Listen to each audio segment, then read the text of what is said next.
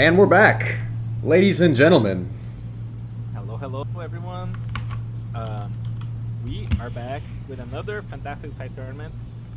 We're gonna be bringing you today some fantastic, interesting mentors universe with our rental only tournament.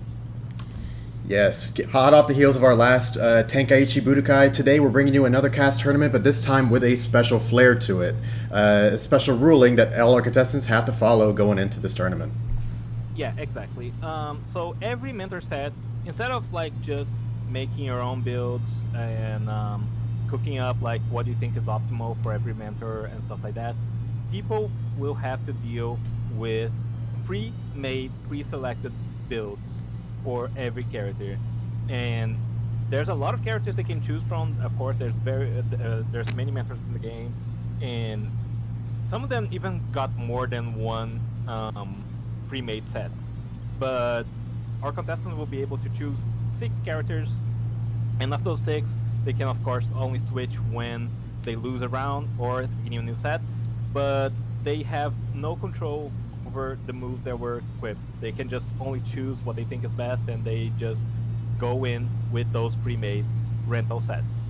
So yeah, it's I'm expecting it to be a really good tournament. It's a cool concept that I've been thinking of, based off of Pokemon Stadium. It's just like, I think it's really interesting to see what people can be able to do with these sets that are not always optimal, not always like have the best tools that a character might wish they had. And yeah, I'm looking forward to see what people can cook with those presets. And I could not agree more. So, now we can get started with our first match once we get our contestants in, and who might those be? Oh, all right. First off, let's get Ride the Sixth and myself in there. Let's open up with my match. Alrighty. And while we wait for everyone to get on in, this could be a great opportunity to discuss what characters they have chosen to enter the tournament with.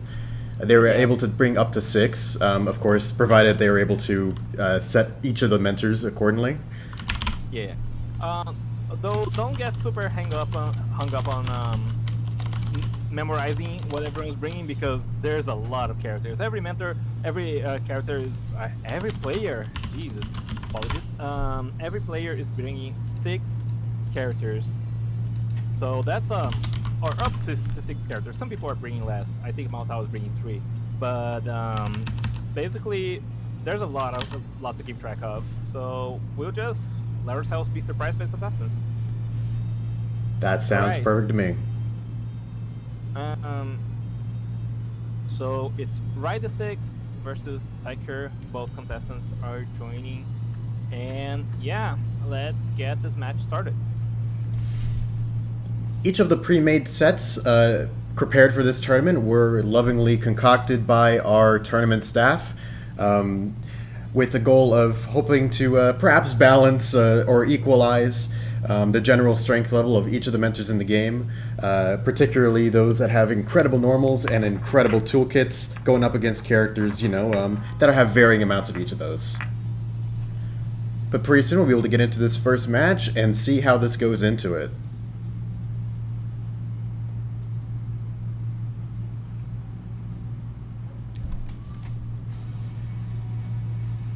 And we're already starting off with a Goku fight.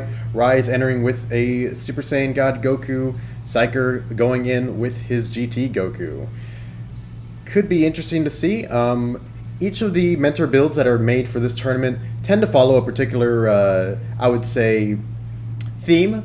For example, there's a Krillin, I believe, that's very centered around Kamehameha. There's a GT Goku, very much centered around the Power Pole. A couple just, fun choices and exciting possibilities that we might see entering into this. Looks like GT Goku from Psyker straddled with a 3-bar evasive, but also has Mighty Explosive Wave, a very nice neutral tool to help catch and start combos with. But so far, Rai's been able to keep one step ahead of Psyker in this health war. But Psyker still has a slight lead stamina-wise. Could he be able to leverage this into something nice? Ooh, Psyker making the most out of his Power Pole build to get a nice chunk of damage off on Rai. Just has to be careful from both of these guys, the tools that the other has. Using the evasive, oh my goodness, one evasive skill after the other, getting off a nice bit of damage. Ooh, unable to get that confirm to work for himself, if that is real in the first place. But already, with such a short time in the match elapsed, ooh, we already have our first point of the tournament going to Rai.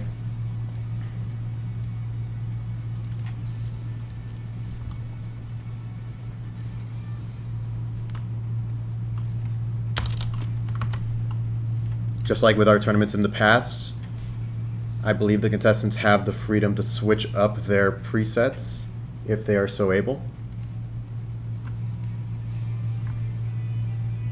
Indeed, you may switch characters upon losing a round or upon starting a new set. So we might see Psyker choose to stay on this powerful GT Goku, or perhaps move on to another rental he has, perhaps one better suited to go up against Rai's Super Saiyan God Goku.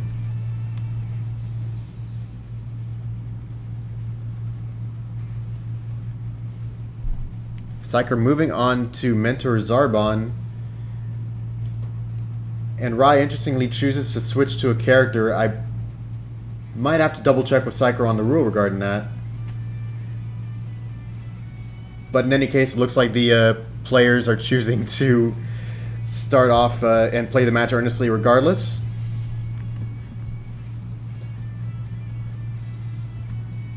Psyker doing a good job staying ahead out of Rai's counter game. This Zarbon is equipped with Irritating Little Pests as well as EWC, very damaging preset, leagues above what the regular cast non-mentor variant is capable of. So already we could be seeing a nice little amount of damage coming out from Psyker, just as long as he can get some nice hits in, keep his ki going up. Oh, also with the Death Slicer, has the potential to be used in some nice combo extension situations while also catching up the opponent. Unblockable, I believe.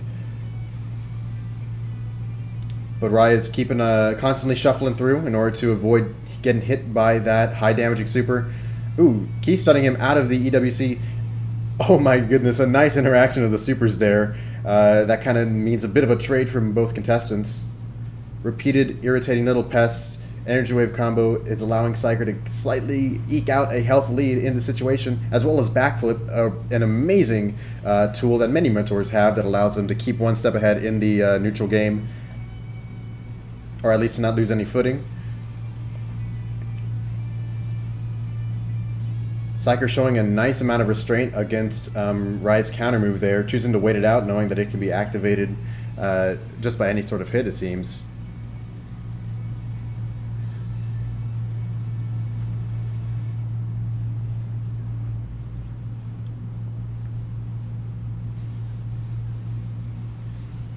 The Limit Burst comes out from Psyker, increasing his skill damage and normal damage even further. And of course, we do not have any limitations on the use of Limit Burst in this tournament. Chooses not to use up that last bar of ki on an Energy Wave combo. Pretty smart considering Rai still had the ability to freely evasive.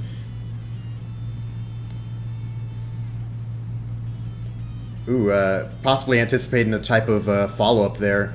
Rai prematurely uses that evasive. Allows things to stay relatively even between these two contestants as we enter into the twilight of this match. Ooh, scoring a neutral win from the split finger shot, as well as a high amount of damage from using it as a combo follow-up. Can Psyker survive as his stamina resets? It does. Ooh, unable to get a hit off with that super ki explosion. But if he plays his cards right, honestly, either of these contestants can take this following point of the round, regardless of, you know, the rule implications of Rai's character switch. But with an EWC, Psyker takes the point, evening up the set. Perhaps no harm, no foul, as Psyker has gotten the point no matter what. we have 12, or I believe 11 contestants in this tournament, meaning that we will have a loser's bracket for whoever gets eliminated here in these winners' matches.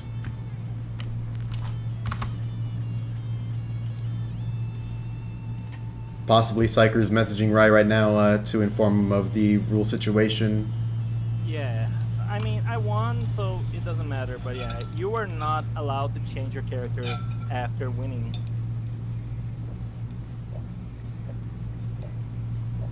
As such, I have to use Arbon as well, so something to be mind.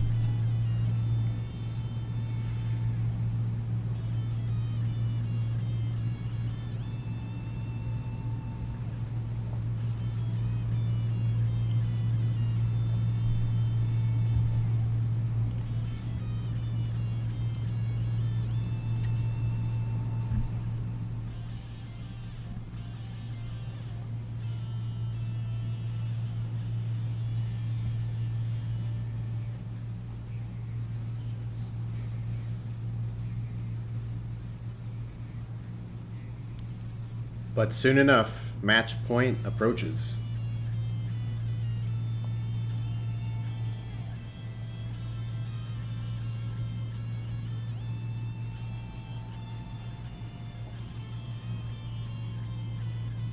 Rai returns to his Goku. Definitely a fair enough choice in this match so far. Implantic Namek could be a nice way to throw Psyker against the wall in order to get some extra grab damage. Although, you know, it would seem to be Psyker's choice of the map, which is pretty nice. Zarbon on Namek. But in any case, the match begins quickly.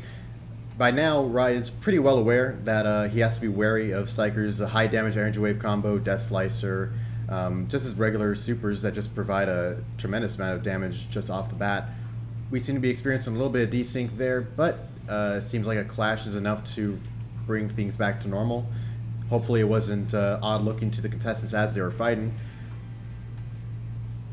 Psyker doing a good job using backflip to kind of bait out the opponent as he continues to string into the air. It's what allows him to get a hit off on Rai, get the stamina break situation, and already forcing out a limit burst from him. Psyker's job is to just wait out the rest of this burst without taking too much damage.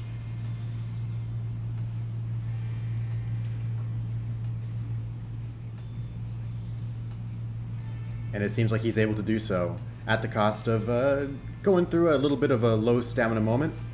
Oh, but with a perfect block on that Rebellion Spear. Very nice way of trying to stay ahead of that super. Oh my. We might see a break? Indeed. And with no more limit burst, Rai is at Psyker's mercy. How will he end off this match? With an energy wave combo.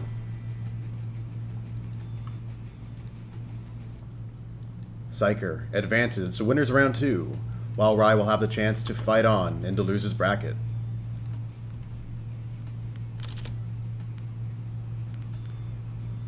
A fun start to the tournament, I've got to say. And also a good chance for the contestants watching to make sure that they're brushed up on the rules, and they'll be able to bring on to the rest of these matches with full force. Hell yeah. Alright. GG's Rai. Hope you do well in loser's bracket.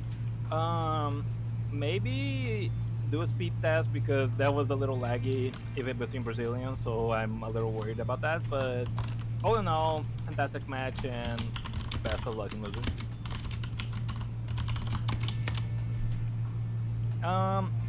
Up next, I believe. Let me see if Moreland's available just real quick because he did say he was gonna eat.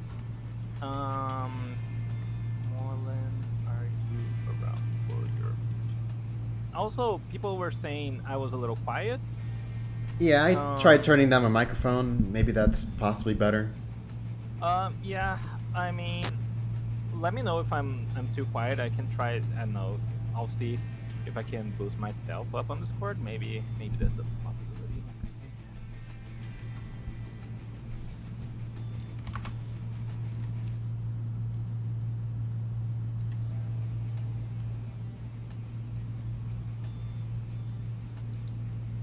Oh, it looks like Moreland's in. Am I still in the call? Yeah. Okay, is this any better? Like, did I do it? Am I louder now?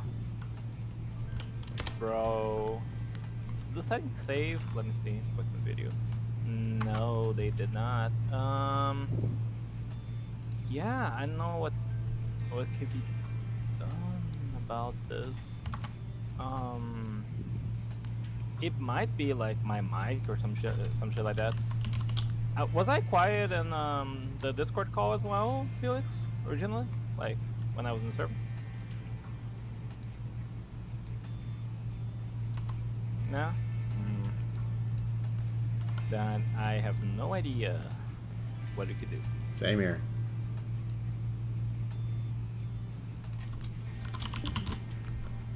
Okay, the multi-settings, but dude, he's been fiddling with the settings and nothing.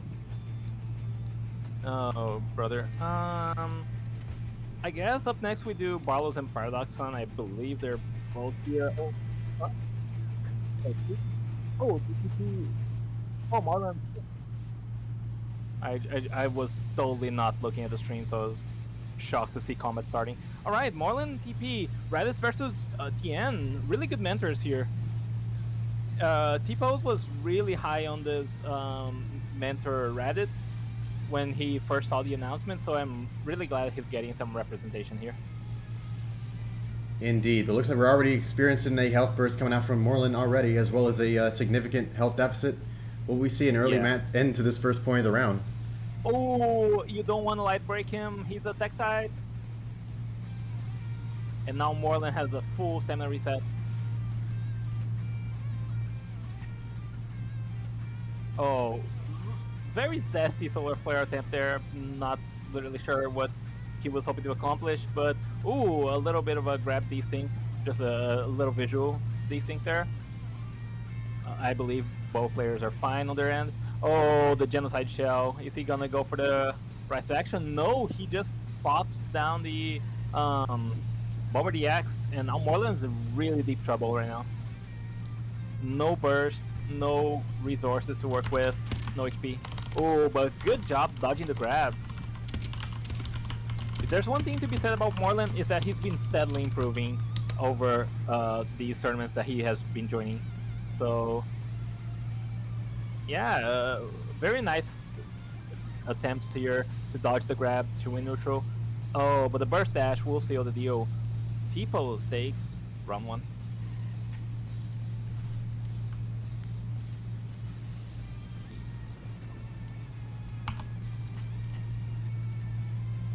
Interested to see what other character choices Moreland might choose to go with. Yeah. As a reminder, everyone has access to 6 characters, so he has plenty to choose from. And keep in mind that Raditz is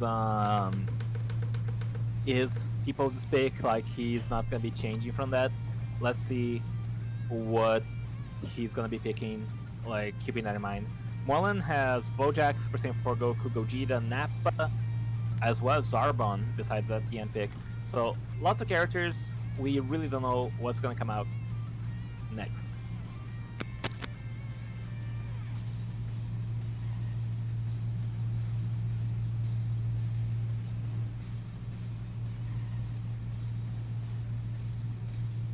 Moreland choosing to go on to his to his rental, Super Saiyan 4 Gogeta.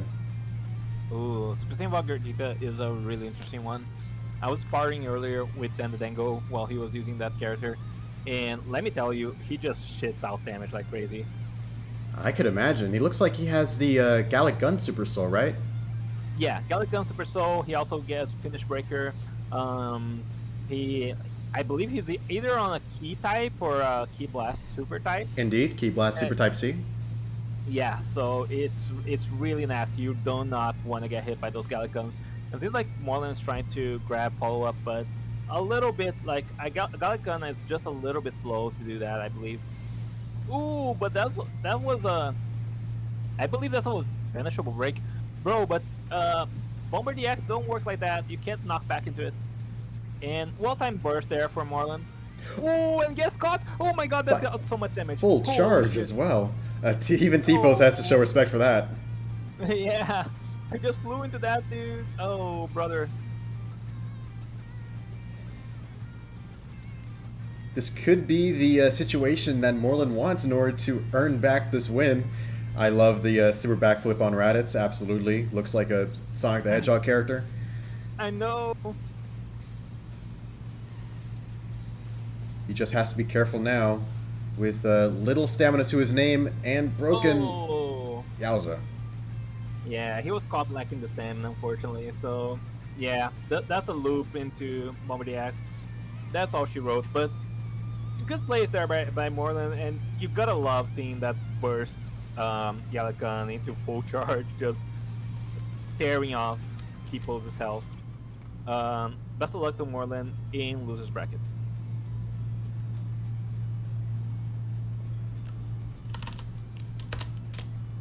Round 1 continues at a blistering pace. Who's up Hell next? yeah. Up next is Barlow's and Paradox. It's possible that Palki might not be here for winners bracket. He has let me know in advance, so if he can't be here, we're just gonna give Maltao the bye.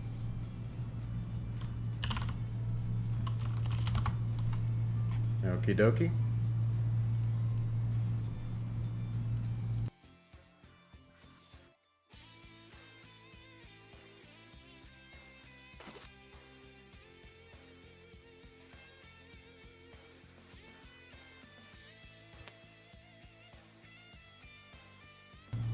Our invites have been sent out.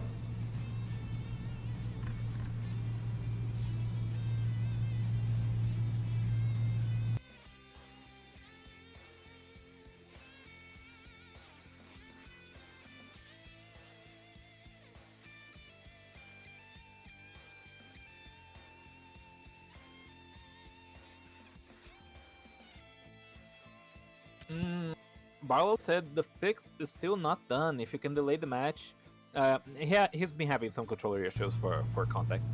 But if you can delay the match, if needed, send me to losers. If it takes even longer, okay, all right, understandable.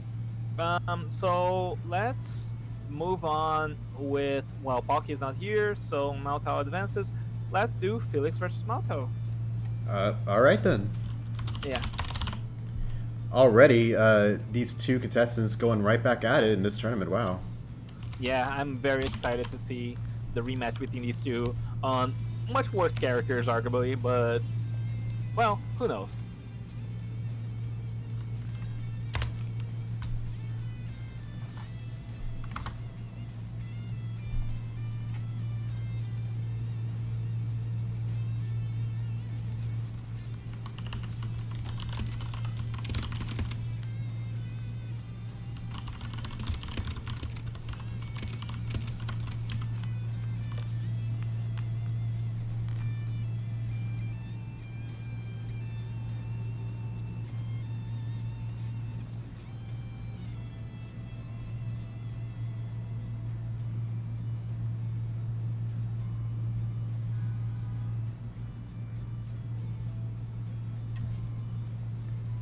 So right off the bat, I did get to see a little bit of Felix for this tournament, and just by looking at his character picks, I was already intrigued, particularly just by the Krillin pick.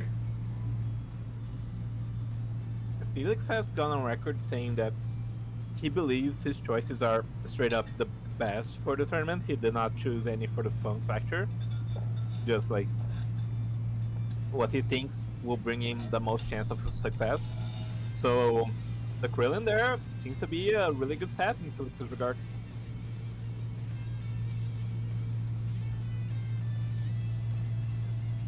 I would say that probably makes sense. In the case of Krillin and Tien, I would say some of their mentor, or not, their rental setups are, I guess, more conventional in comparison to perhaps a few of these other ones. Mm-hmm. We can already see him kind of using Tien's standing neutral in order to, just play a pretty similar game that he might see on a Gohan or a Bardock, just on Tien instead. On top of the incredible resources that a lot of power Super Soul provides. Yeah, absolutely.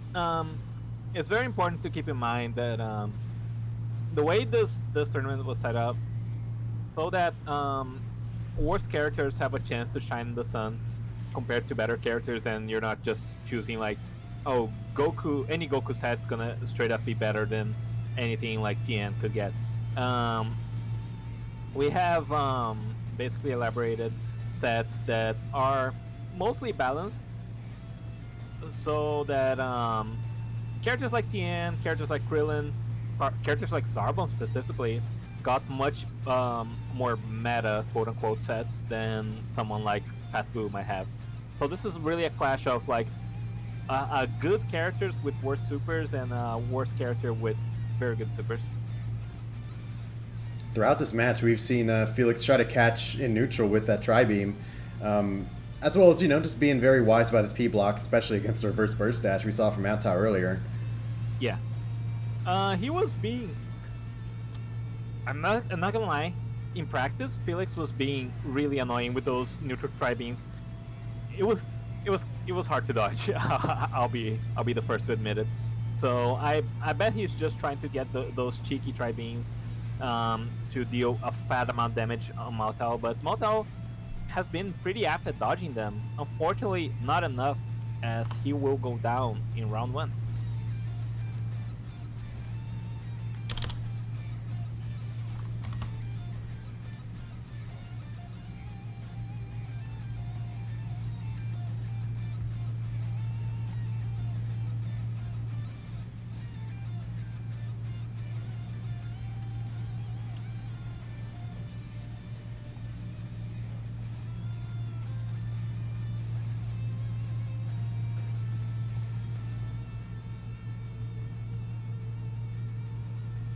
Obviously makes sense for Mountao to stay a Majin Buu loyalist even in this rental rule set.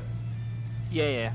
He also brought the Rose Goku Black, but seems like he's sticking with the Fat Buu.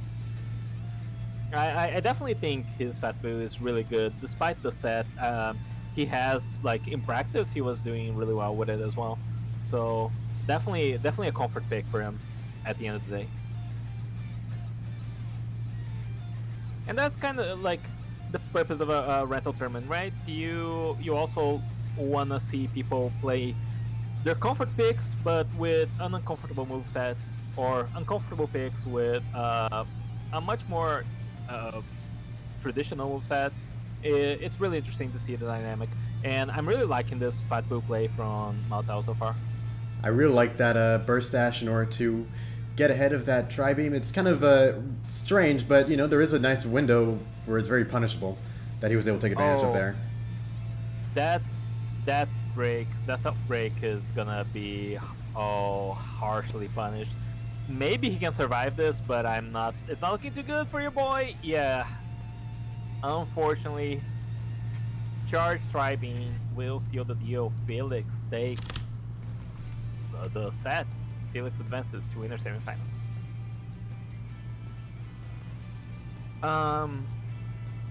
Let's see. I'm just gonna double check if Jack is here. If not, we can do T-pose and then go. Jack, are you already here?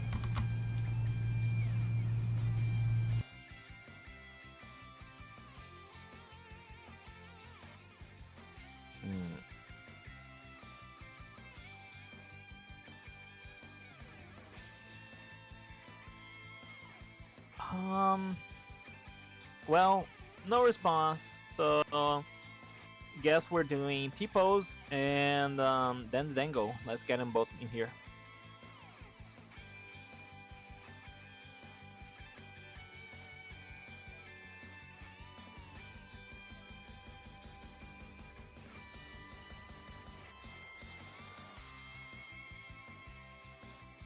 Oh my. I see, Kanyoro. Well.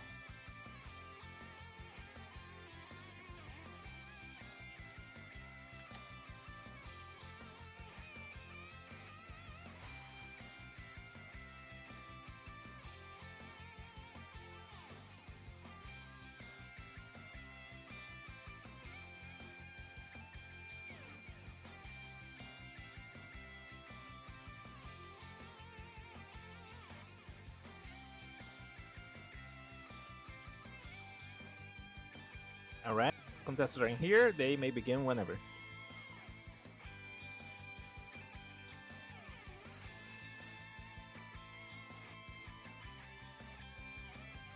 Oh yeah. I think, yeah, it's just like, even if you don't plan on using every character, you're still gonna just have that unknown factor going for you. But I can attest, Dango is very competent with every single pick that he's chosen. I don't know about T-Pose, but he also seemed very nice on the Raditz. Let's see if he's gonna bring something different or if he's gonna stick with the Raditz.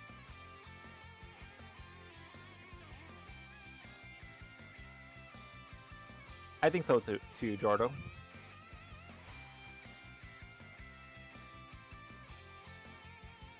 Is the volume better, guys? By the way, just checking. Everything okay with the audio?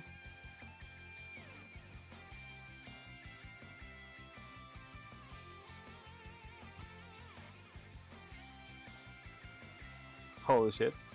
Well, anyway, right out the gate, Bojack versus Raditz. A quick clash to start off with, and Dango was hyping up this Bojack set immensely. He said he might run Energy Shot in his Mentor Bojack sets going forward, and we're hopefully gonna see why very soon. Not gonna spoil it.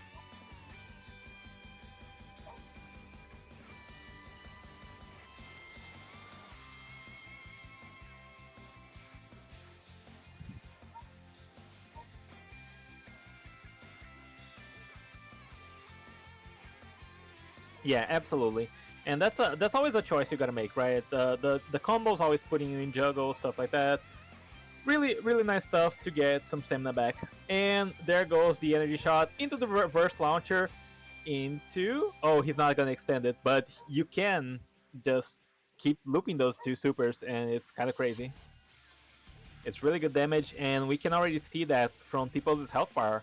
He is already eating so much just from those the charge energy shot into reverse launcher.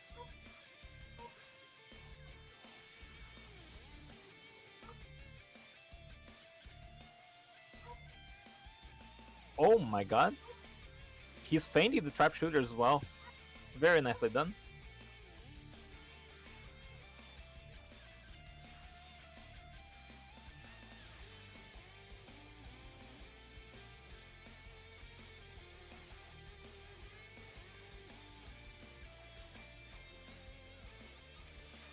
Yeah, he can very quickly drain your HP. Just, oh, but that was a really bad burst and will get punished. Oh, he doesn't go for the self break, however. Just content to. Yeah.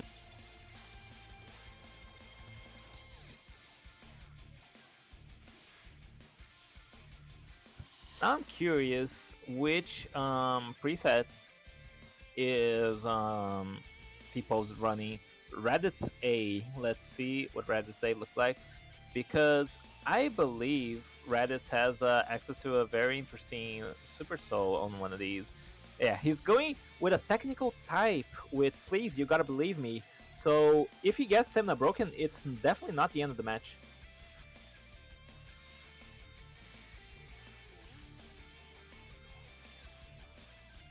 Yeah, this is...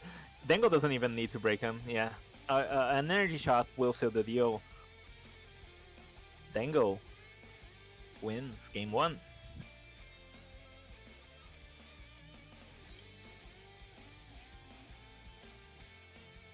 Alright. Some really nice plays by both contestants.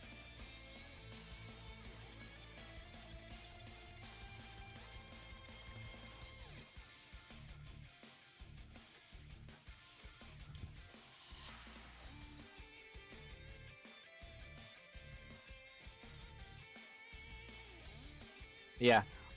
Of course, Dan is locked to the Bojack, so let's see what T-Pose is going to be choosing.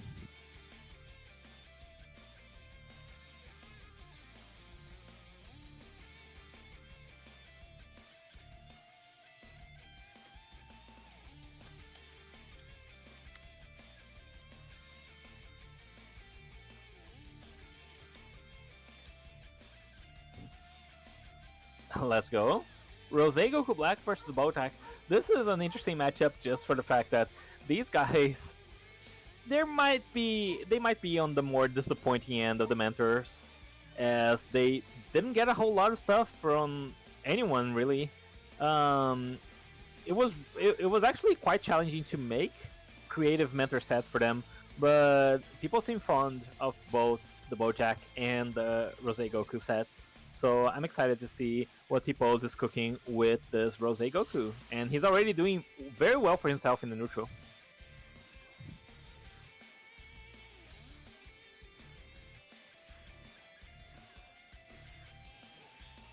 Oh my god!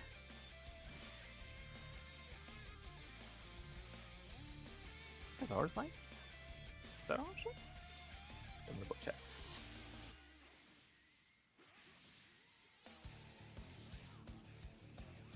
Yes, sir. Oh yeah, yeah. That Rose Goku is a Strike Super reset, I believe. So he's just gonna be dealing a lot of damage with those skills.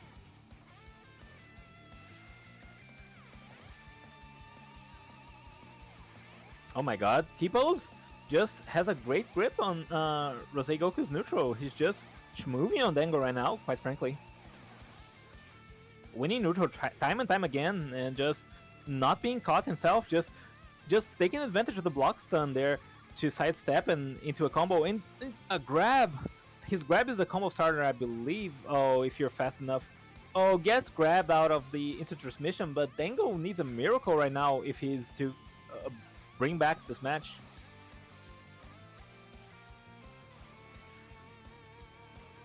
Oh my god, Dango back against the wall. Really? Oh god, and a tap it will be. They traded, but unfortunately, Dango was too low. T-Pose wins game 2, and this is, wow, what a fantastic match has this already shaped up to be.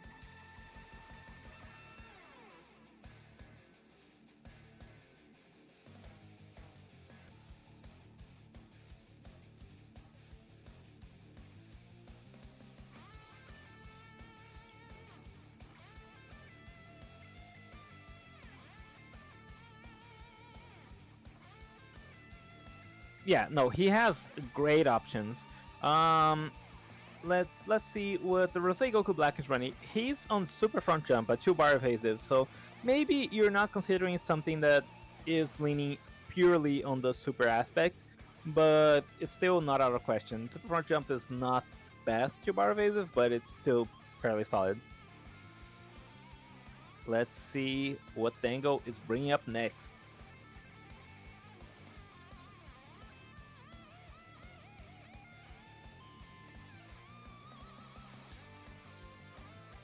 Yeah, he definitely has some great picks in that regard. He has Super Saiyan God Goku, he has Super Saiyan 4 Gogeta, and he has Zamasu. So let's see what kind of match this is going to be in this all-important Game 3 as contestants are selecting their characters.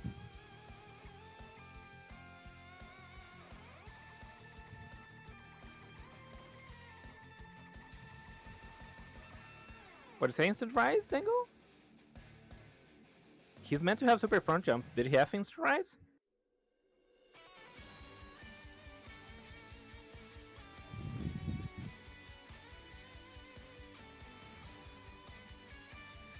T-Pose, if you're hearing this, can you evade for us? Just once? Oh my god, he has instant rise. Brother. Alright. Unfortunately for you, we cannot in good faith count that last match. It was a really good one, but unless Dango just wants to redo it and do it by the book, he is gonna walk away with the win here. Let's just wait and hear from our contestant.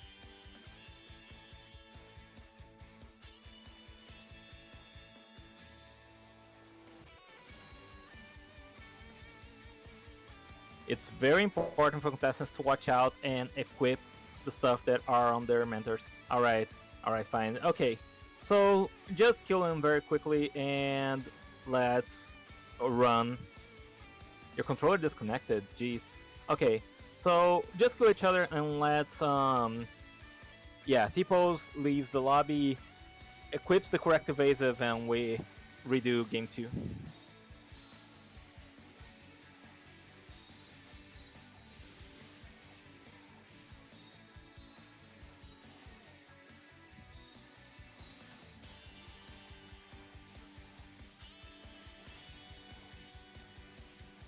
Of course, game 2 was the one that went in T-pose's favor with that Rose Goku pick. So Dengo's gonna get another shot. Sorry. Another shot at beating that Rose Goku Black with his Bojack pick. So yeah, let's see what this match will hold in store for us now that T-pose is about to change his evasive to the correctly designated one. And please, everyone, double check your rental mentors if you're running everything that's stated there, because if you're not, you're gonna take match losses unless your opponent is just gracefully conceding that the fact that you can run it back.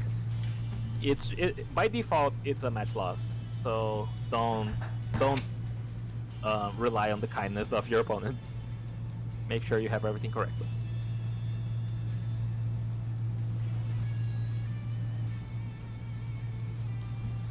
But in any case, T-pose will soon return with the corrected preset, and we'll be able to restart round 2 of this set.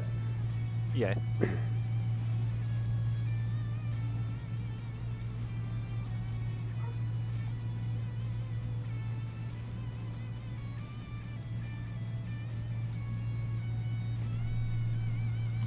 Yeah, T-pose. We are waiting on you.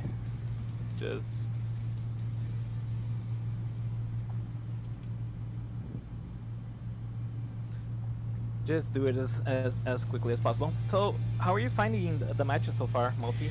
Surprisingly amazing, you know. Of course. Surprisingly, yes, because you know, this was our first. We've had a few, perhaps I guess, drafts of these rental picks, but the vast majority of them were made, very soon before this tournament began. Oh yeah, yeah. If you're gonna expose us like that, yeah, these mentor sets were all cooked up like the day before the tournament got announced. So they were put together very hastily, but I think it's been some pretty interesting ones there. I heard a lot of positive feedback on the Super Saiyan God Goku. Unfortunately, we haven't seen him so far, but oh no, we have from right. Never mind. But he's definitely one of my favorites as well. Super front jump, yeah, super front jump. Double check the rental mentors channel if you aren't sure.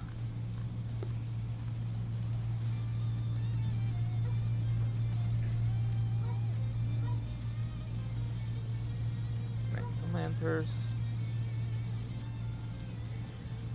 As a person who grew up with Pokemon Battle Revolution, who didn't have the Gen 4 game, so I was just stuck with the rental Pokemon, the whole idea of the rental tournament instantly spoke to me. I knew this was going to be a very fun tournament to watch and be a part of. Yes, absolutely. I've been wanting to run this exact tournament for 2 years now, because it's just such an appealing aspect that you have to work with what you get, and all these oddball sets that you really have no control over, like things that you never equip in a mentor, suddenly you just gotta roll with it. I absolutely adore that concept. And yeah, our contestants have been putting really good work with the rental presets, which is honestly amazing. Alright, Bojack versus Rose Goku Black. Correct evasive this time, hopefully, and we will be back at the Red Ribbon Army Yard.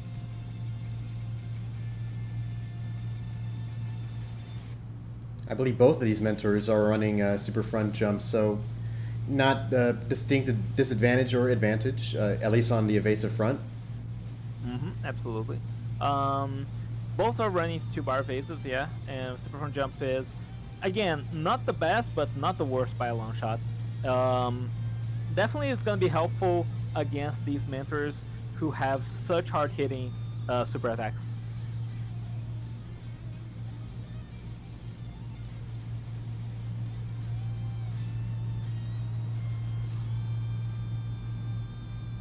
Tipo staying wary, knowing full well the combos that Dango can get off with his energy shot, reverse, or not reverse shot, Reverse launcher. reverse Yeah, launcher. yeah. Yes, Yes, yes, yes. Yeah, it's absolutely. That move got buffed somewhat recently. I think it wasn't last patch, but it was like a couple patches ago, something like that. Which allowed you to follow it up more consistently, and that's what was making for these very scary loops with energy shot. That just T-pose just has to respect the damage potential.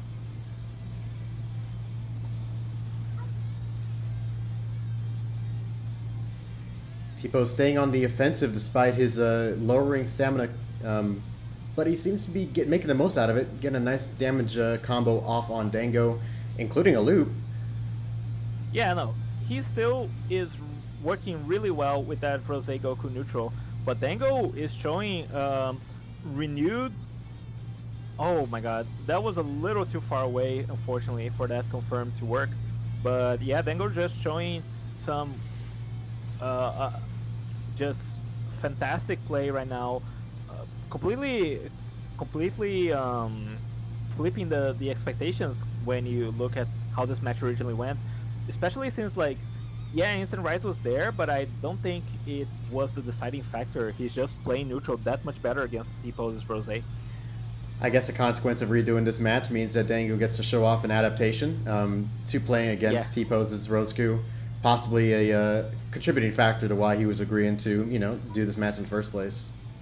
Yeah, well, also like, it seemed like he was interested in running the Bojack pick again before it was unveiled that T-Pose was running the wrong evasive.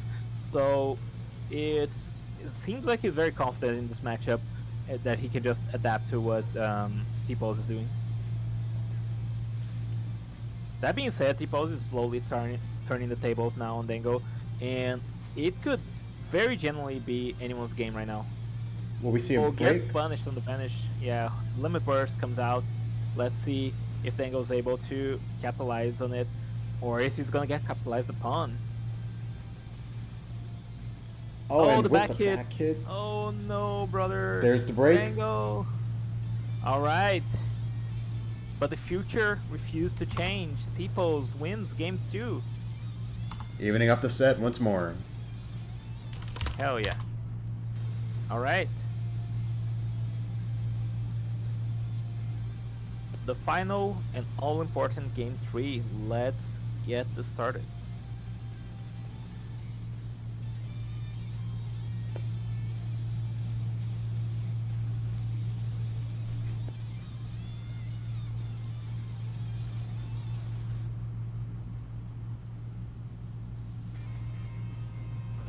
And of course, this will mean that T-Pose will remain on his Rosku, while Dango is free to choose which he goes with moving on. Yeah, exactly.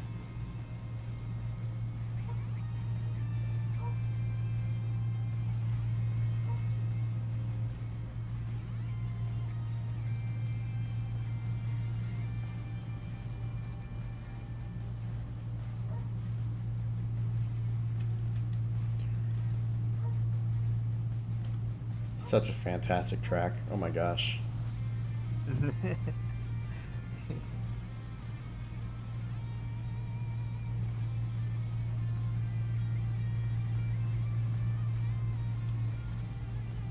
Looks like Dango's moving on to his rental Zarbon. Yeah, Zarbon has been on his arsenal. Definitely, I think he's, out of every player that picks Zarbon in this tournament, Dango might be potentially the best one, or at least the best at utilizing supers. So I'm very interested to see how he plans to corner T-Pose with those very strong supers coming off of boost from irritating little pass.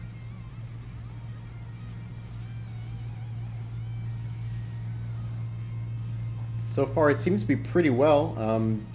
Their guys are mostly going toe to toe into neutral. Oh, and only the second hit of that energy wave combo connecting after that knockaway. Fortunately for him, Energy Wave combo deals most of its damage in the second hit, so that's the one that counted. We see the Super Soul activation even when no super is coming out. That's thanks to backflip, which he has it. So something to keep in mind with soul activations there. And yeah, this Arbonne preset is honestly one of the most competitive ones in terms of strict super attacks and ultimates and stuff like that. And it has been used very well by many of our contestants so far.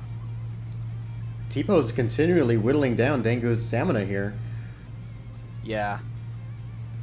And that's the thing you gotta watch out for. Just the fact your opponent has a 2-bar evasive makes it a little more tricky to exploit those. Oh my god! Ooh, evades the grab, but it was still a very dangerous situation there by T-Pose, or for T-Pose. Dango was doing a really good job with his skills, trying to also, keep a threat on T-Pose while trying to regain his stamina. Oh my god. The Energy Wave combo is so scary right now, coming off that attack burst Instantly, on top you're of the taking 20%.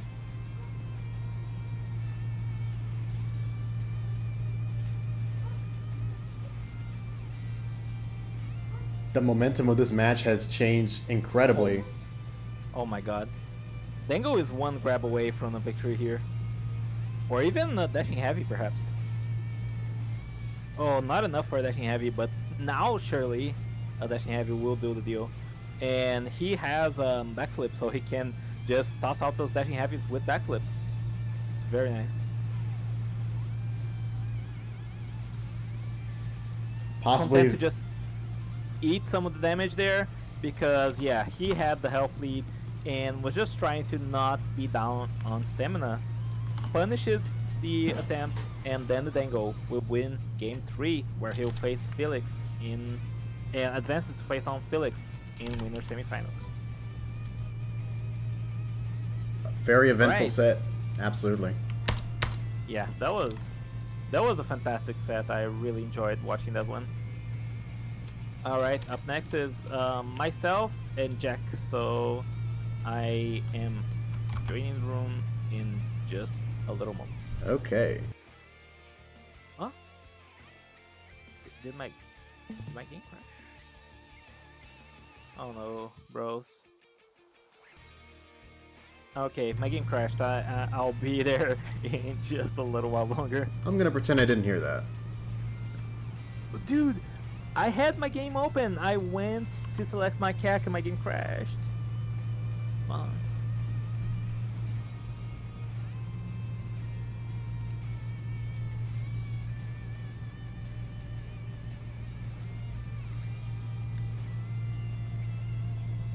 It'll definitely be exciting to see JJK return to the tournaments. Yeah, his absence has definitely been felt. He has not participated in actually hasn't been participating in tournaments in a good while now.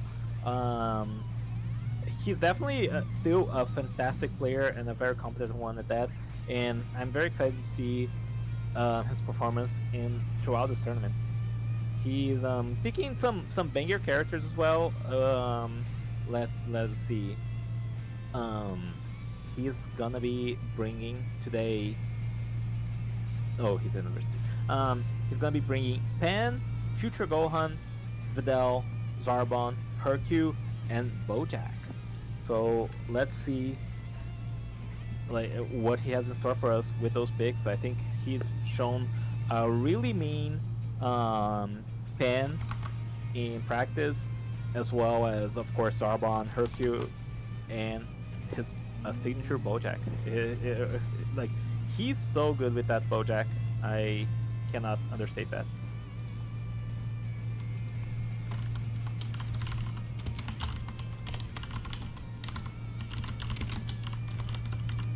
All right. I am loaded into Countdown City. I am joining right here, right now. Wait. Okay. Sorry to keep you waiting. Let's get this match started. We've already gotten to see a taste of Psyker's character picks in the previous set, but JJ Kinks' picks will be completely new to us. So I'm eager to see which one he goes with to start off the set. Funny that he has a Zarbon on deck as well. He seems to be a pretty popular character pick, at least among the rosters that each contestant has chosen to bring with them. You can't count out those highly damaging Death Slicers and Energy Wave combos.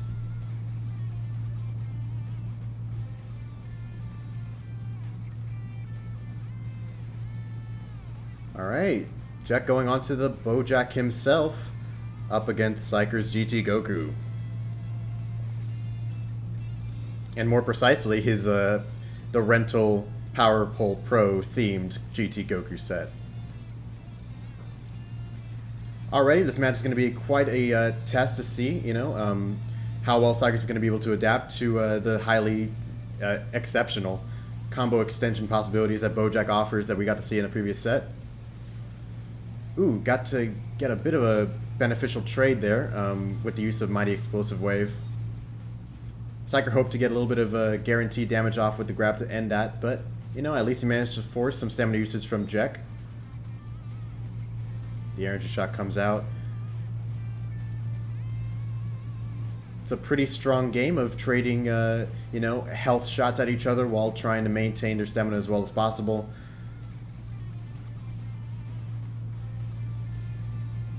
Psyker, I believe, with his evasive, is going to have to be a little bit more careful about how he chooses to use his stamina. But in any case, both contestants are practically operating with maximum resources, even this far into the match. Ooh, P blocking, punishing with the grab. Very consistent way to get some damage off on an aggressive player. Just being able to avoid that grab was very nice. Ooh. Throws Psyker against the wall, but isn't able to get any kind of follow-up on it. Will he be able to do that now? No. Psyker, on top of all the other things that Bojack can throw out, he also has to be wary of Jack's charge Ki Blast. And man, over and over, it has just been these P blocks on the elbows that Psyker throws out that Jack's able to just punish right off the bat. Oh, out comes the energy shot. Jack anticipates that Psyker will immediately try to avoid any kind of follow-up and allows him to get yet another grab off. One last P block to break Psyker's stamina, and one last grab to seal out this first point of the set.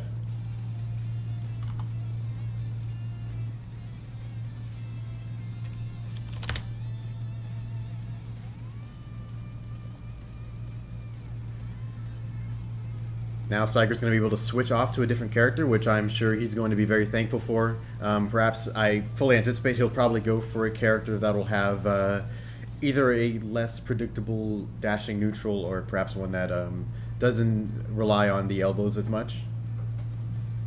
Or Tapion.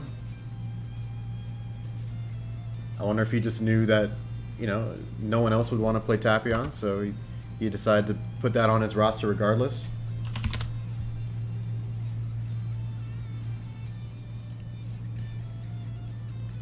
I'm praying very frantically that Psyker does not let the intrusive thoughts win. Of all the times to pick Tapion, this is probably the worst one. It's probably the second worst situation behind doing it in the following round. Very nicely chooses to go with the Omega Shenron.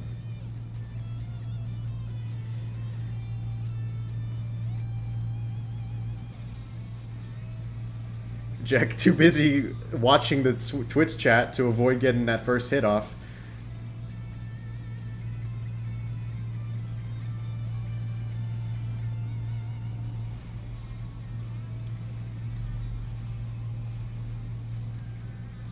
as we enter into this second point of the set.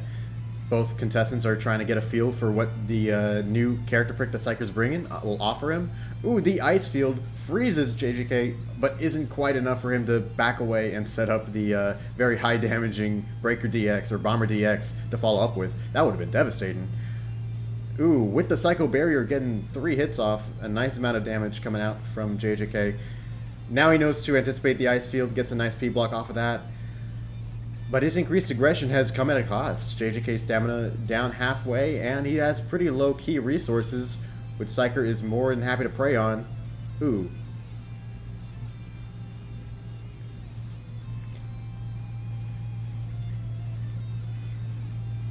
And at that point, it's just a reintroduction into the neutral. Both contestants trying to score some extra hits off. Oh, Psyker probably trying to anticipate that Psycho Barrier in order to get some nice P-blocks off. The more key, the better. Throws out a Vanishing Ball to deaf ears. No one receives it. And JJK is able to punish the entire interaction with a very nice energy shot chain. JJK wisely chooses to just go by the safe route, go for the grab, but isn't able to follow up with the bomb key blast as a result of very nice get-up iframes.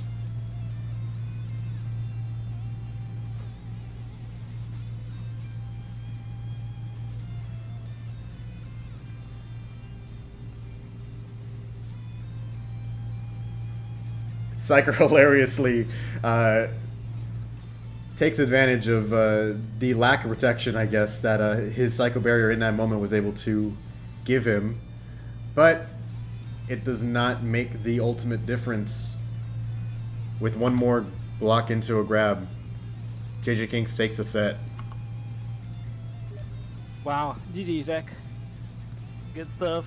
Looking forward to more of you in winners bracket.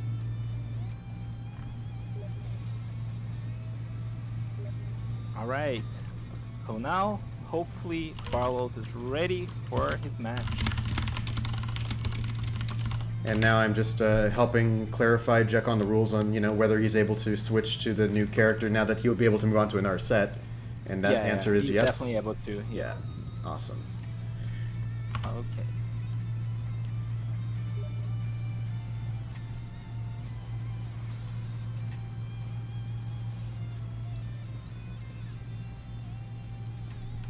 Dan and Felix? I'm just checking if Barlos is ready. I guess let's do Dan and Felix. I guess we have that match to go through. Unfortunate for Paradox, but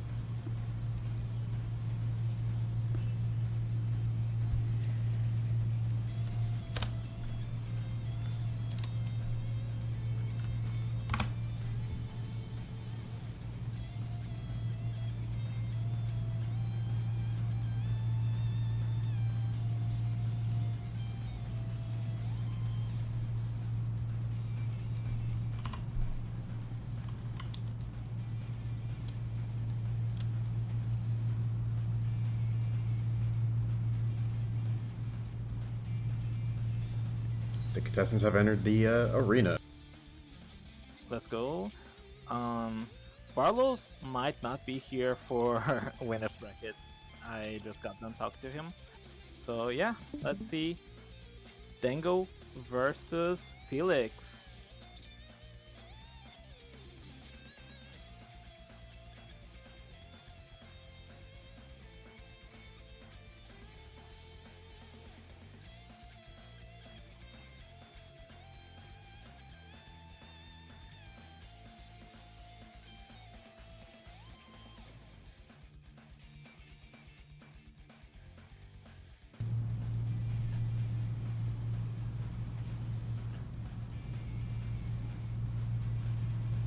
Alright, Grilling versus Vegeta. I saw this image the other day that kind of made me think and realize that out of all the Z fighters, the one that had Vegeta's life in his hands the most times was Krillin. Oh shit. Guess an interesting fact to know about going into this match. So what you're saying is things don't look up for a boy Dan the Dango. That remains to be seen. However, I guess only. Well, actually, neither of these guys survived Planetamic, so I guess there's no really way of knowing. But Yeah. already, it's just a fantastic neutral coming out from both these players. Very much so. Oh my god, Felix just catching with that light string. The slow recovery loop coming from Krillin, holy shit. We might see a break. Oh, Bro, I feel like I didn't know he could do all that. I knew he had a standing loop from H string, but I didn't know it could be also done Oh, from the wall that string. splat. The energy wave combo wall splatted Felix there. Now he's in a very precarious position. Ooh, he's gonna eat a huge amount of damage. Yeah. Blazing attack into flash strike. Dango. Just holding a non-negligible health lead here.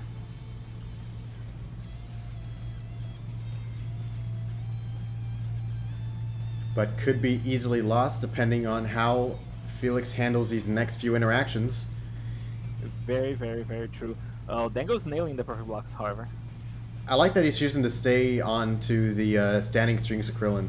I guess it's tough to say whether either is particularly good, but The alternating into the super destructo disc. Oh man. oh, that would have been such a perfect time in order to get Oh! an He EWC can't off. do anything about this. No, but he grabbed. Dango, you should have just waited. No. All right. Wow. Fantastic play, but unfortunately, our boy Dango really stood no chance. Krillin just had his life in his hands, you know. And Felix takes game 1. The full power energy wave volley. Bro thought this was breakers. Dude, it was. The sad part is that move's not good in breakers anymore. But yeah, it's that was a clever play. It was just he had to make something happen there to not get punished for the self break, and he just held Felix in place for long enough that it did work like that for him. And now we're gonna be seeing the Zarbon coming out from Dango. Seems like when shit gets serious, you can trust him to bring out the Zarbon. Pretty wise choice. I would say both contestants, or both players, or both characters rather, pretty comparable in how they are able to get some nice chunk damage off. We might see a lot of energy wave combos, perhaps as a way of outpacing the standing loops that Krillin has access to, as in like the two loops that he has access to. Yeah, absolutely. And also important to keep in mind that he has access to that Death Slicer that, if nothing else, is very uncomfortable for Felix to deal with. He's always been a more reserved defensive player, and Death Slicer just ignores your block completely and catches you in neutral like that if you don't respect it enough.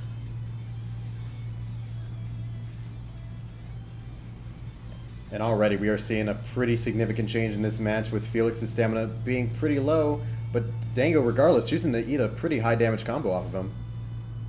Yeah, very, very true. And he goes for those Death Slicers, managed to catch with the Dashing Light. He's just keeping Felix so low in stamina, and the second he smells blood in the water, things could be very dangerous for Felix. Oh Will we my see a god, the break? double! Not quite enough range in order to get close enough. Oh my god, interrupts. Oh, the double, and he gets the wall splat as well. That was a moment of sheer beauty. It's only a shame we didn't get to see a third one come out. Oh, The missed time yeah, on the evasive! Ooh, yeah, mistime the evasive. Now, Felix, all he needs is a grab. Oh, he's forcing the limit burst too. Oh, brother. Oh, brother. A stamina break will seal the deal. Felix takes game 2. But what a game 2. That was so close. A devastating reversal that Felix is able to pull off there. Yeah, I think, yeah. Dango should have just stood in the ground and regained some stamina. He tried to capitalize on the wall splat, a little too little too late, and unfortunately Felix was able to turn the tables on him.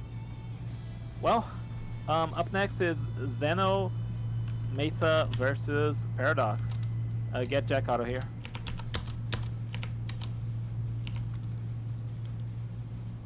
Or sorry. I was on the actual stream and my stream is paused on Jack in the room. He probably wasn't here. Okay.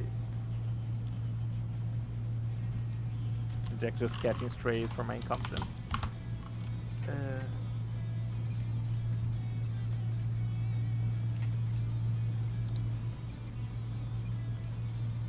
Well, the invite sent.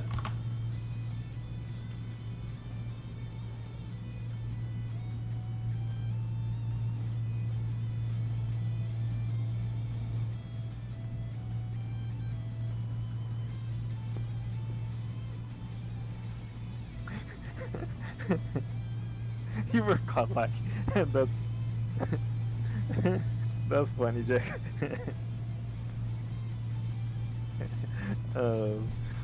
I had the stream, like the main stream, paused with you on the room, so I was like, "What Jack's doing here?" He probably joined because he thought his match was next.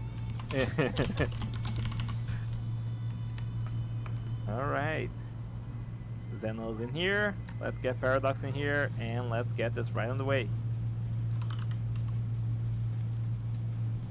Fingers double, triple, quadruple crossed, but I'll just mark the time right now as the 22nd minute. The invite's out, but you know, maybe we'll give it 5 minutes at the most. Still didn't see hide nor hair of him the first time I invited.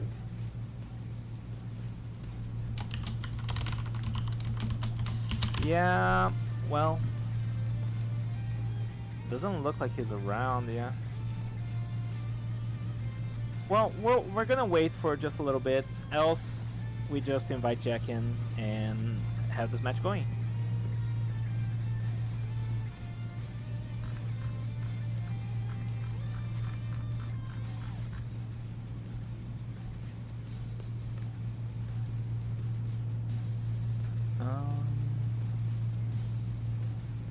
Yeah, doesn't seem like he's anywhere to be seen.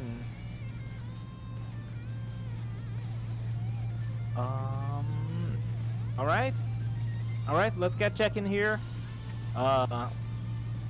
Zeno Mesa will get the bye.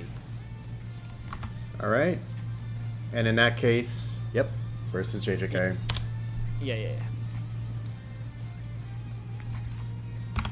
Yeah, Paradox is not in here apparently, Jack.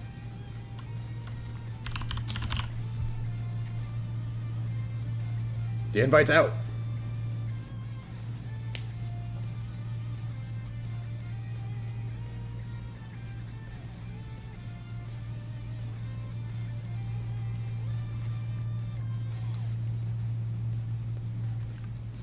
And can you believe it? We're already in winners semifinals. My goodness. What a world.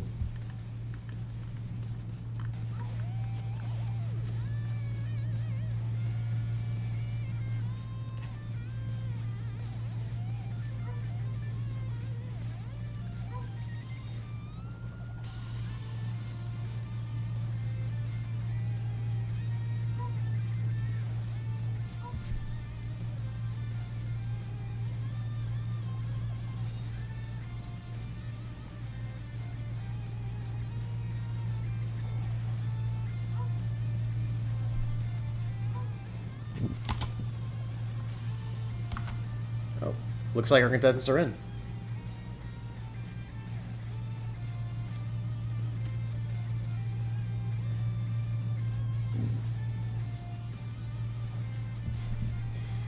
Very nice. The rental future Gohan to start up this set. Yes, sir. These are two characters after my own heart, with two very fun players to watch.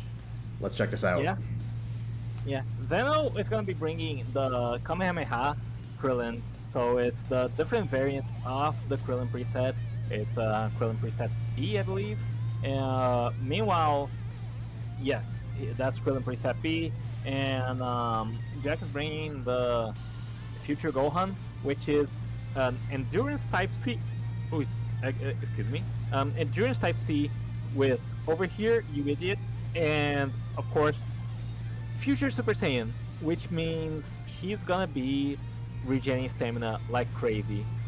When standing still. When standing still, correct. But oh man, we are just seeing that in full force already. He must have Yeah. gained just like 3 or 4 bars of stamina in the span of a couple seconds in between, throwing hands at Zeno there. Mm. An excellent trade. I love the Oh, boost Kame. Gets a blind with the Senko Ki Blast. Trying to, yeah. make sure no one saw that last part. Important to keep in mind. Fuck, sorry. That one got me. Um, it's important to keep in mind that Kame, like the Kamehameha Soul is gonna be boosting Krillin's strikes as well. Even on false hit confirm, I believe it's on use actually. So those boost Kames, if he lands them, they're gonna be hurting like hell. Exceptional consecutive P blocks on the Kame. Risky, Yeah, just especially when it comes to a stamina damage. But, we're on an endurance set. Not the biggest deal. yeah, absolutely.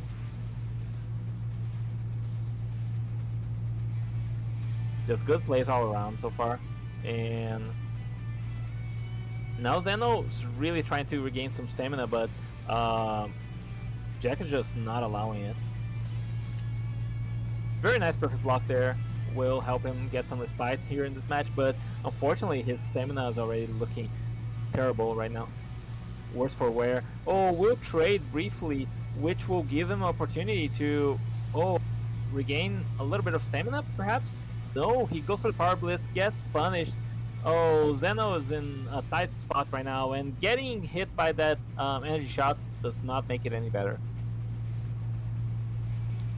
That limit burst is gonna run out without him being able to really capitalize on it. But that being said, Jack is on not the greatest spot in terms of HP.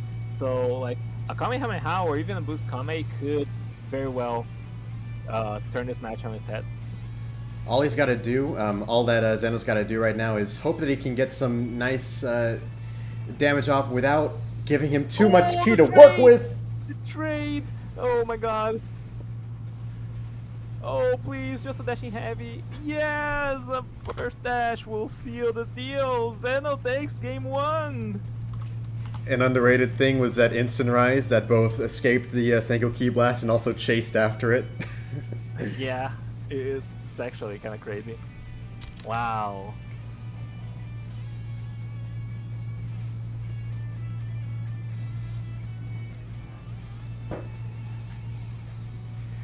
What do you mean, how did that happen?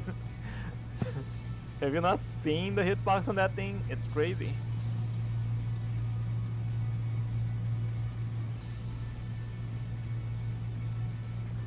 Right? The second boost Kame was you not realizing it would hit you? That's fair. That's fair. The Saiyan 12, sorry, but you have to sign up for tournaments in advance to be able to participate. So you can join the server and hopefully be here in future tournaments, but unfortunately for this one, you're only going to be able to watch. Here's the link to the Discord server if you want to participate in future tournaments, however.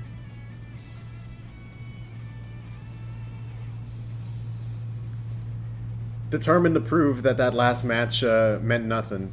JJK is choosing to stay on the future go on.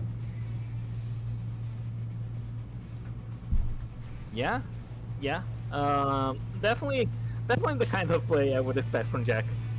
Great player, but maybe a little bit of a hubris here. But that's exactly what we love to see. Just players trusting their own abilities and trying to show that they are the best. And already very nice neutral win there by Zeno. Backflip dodges the evasive, and now he's in a pretty comfortable spot so far. Dodges the grab too, and grabs himself. Just playing a way more patient game than Jack is at the moment. Oh, and trades again with the boost Kame. You hate to see it. Oh, I don't think I hate it. I'm not gonna lie. I love boost Kame. But it's And unfortunate. A lot of these, I would say, lag interactions perhaps are just not working out for him. We got to see him dodge that energy shot. Just then, he oh, whiffed that back the hit. back boost, the beam portion of boost Kame hit him as well. That was crazy. Oh, Zeno's just getting so much mileage out of just using boost Kame. Oh, he went for the regular Kame. I'm not even sure Jack looked at the Super Soul activation. He was just trying to interrupt it regardless. Perilous stamina right now for Zeno, but a grab on... grab onto the burst dash will definitely be in his favor right now. Gets blinded by the Senko Key Blast, but things are not looking great for Jack. Using the stun from the Power Blitz allows him to score a grab on top of it. Oh, he goes for the boost coming. That was so scary. Oh, he goes for the grab immediately after. Oh, brother. I kind of want to see a replay of that, but Jesus. Zeno That last interaction was crazy. takes the set. Yeah. I'm just gonna take a quick peek to understand. Oh, he just blocked. He blocked a single light and went for the grab. That was not even a leg grab.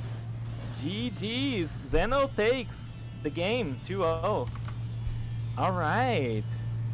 Really good stuff there by him. Very, very great upset. Puts him into winners finals where he's gonna face Felix.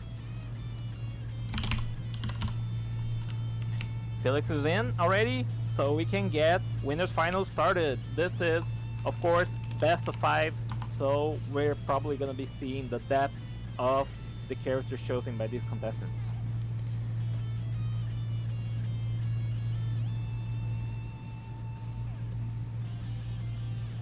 Oh, whoops.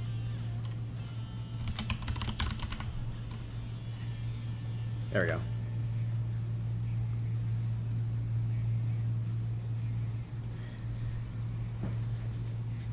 All right. Zeno staying on the Krillin, Felix on the Hercule. Oh my god, the Hercule. Oh, Hercule. I see you on the Reddit every week, pretty much, of just you trashing on some poor random. It's continually getting stunned and locked by his very fast guard cancelable strings, and then inevitably broken and dynamite kicked to death. He's doing it, dude. It's so funny. Hopefully Zeno and the rest of the contestants here will be able to show us the proper way of dealing with Hercule, or not. Well, it's tricky because Hercule is definitely not the best mentor in the game, but he's definitely not to be underestimated, especially in this more low-power environment. The mentor Hercule set is still quite solid. A nice sideways recovery there allows him to avoid any hopes of getting Oki'd by that Kamehameha. Oh, iframes, dodge, the grab. Oh, but the heavy break does not work out for him.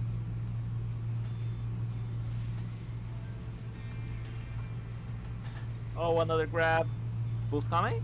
No, regular Kame. That's very nice. You got that recovery consistent, because that can be made consistent, right? Yeah, you can choose the direction you recover in, more or less. Zeno is just putting in work right now. Oh, but gets perfect block for his troubles, and that's gonna be a heavy... Ooh! Oh my god, the fumbles from both players. Oh my god, Felix has no stamina right now. Oh, brother, he has to dodge the boost Kame. He didn't want to risk it. And, oh my god, he has no stamina. He's, oh my god. The Hercule punch gets broken. Too close. Oh, but... He gets hit by the stun. Oh my god. Can Zeno kill it? Yes, he can. A grab into boost Kame will seal the deal. That was Zeno risky. Game 1. Oh my god. That's crazy. He's getting so much mileage just using those boost Kames, dude. that was a very nice, just a very nice round. He was prepared for the Hercule matchup. Also, a good showing from Felix on Hercule as well. You know, kind of showcasing boost Kame in certain connection situations. You're able to deal with, just as long as you're able to consistently P block it, but also on a character who really likes blocking in general, like Hercule, comes with a risk, Yeah. considering the Absolutely. stamina damage it does as well. If you aren't able to, yeah. Yeah, wow. That was, and Krillin too, dude. I'm so excited that he had that matchup unlocked like that. That was just some really good plays there by Zeno Mesa.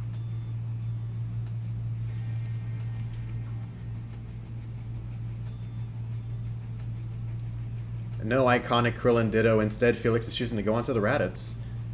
Okay. Zeno, Intrigued of by the course- character picks. Yeah. Zeno's stuck on the Krillin, bound by the fact that he won game one, will have to contend now with Felix's Raditz. Let's see. I believe Felix was also quite bullish on the Raditz preset, so he's using a different one compared to TP who we saw earlier. He's rocking the Raditz B, which is a Key Blast super type. And let's see. Oh, getting broken already. Smart of him to go for the Kame instead of trying to boost Kame. Oh, super armor already.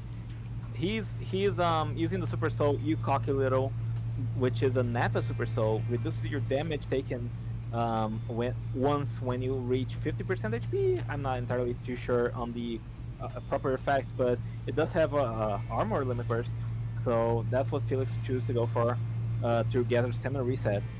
Let's see if he's able to capitalize with his renewed stamina pool here against the mostly spent stamina from Zeno.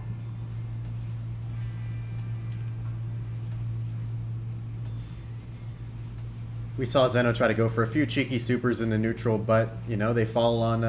They aren't effective too much against Felix. Ooh, who's just on time with those blocks. The neutral bomber DX, you really don't expect that to hit in the neutral, but once it does, it's devastating. It's so damaging.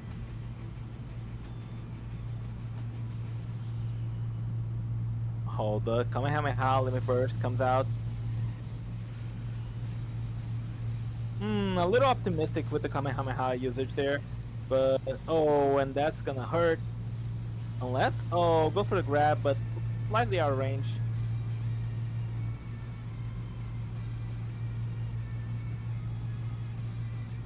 Creating a bit of a barrier between himself and Zeno. Yeah, he's using that genocide shell beautifully to just force Zeno in an awkward situation where he can't really win unless he approaches. Oh, he trades with the startup of the genocide shell. Deals a bunch of damage. That could have easily been a double KO, but unfortunately for him, it was just a KO. Felix takes game 2. Of this best of 5 set? Yeah. 1-1 right now is the score.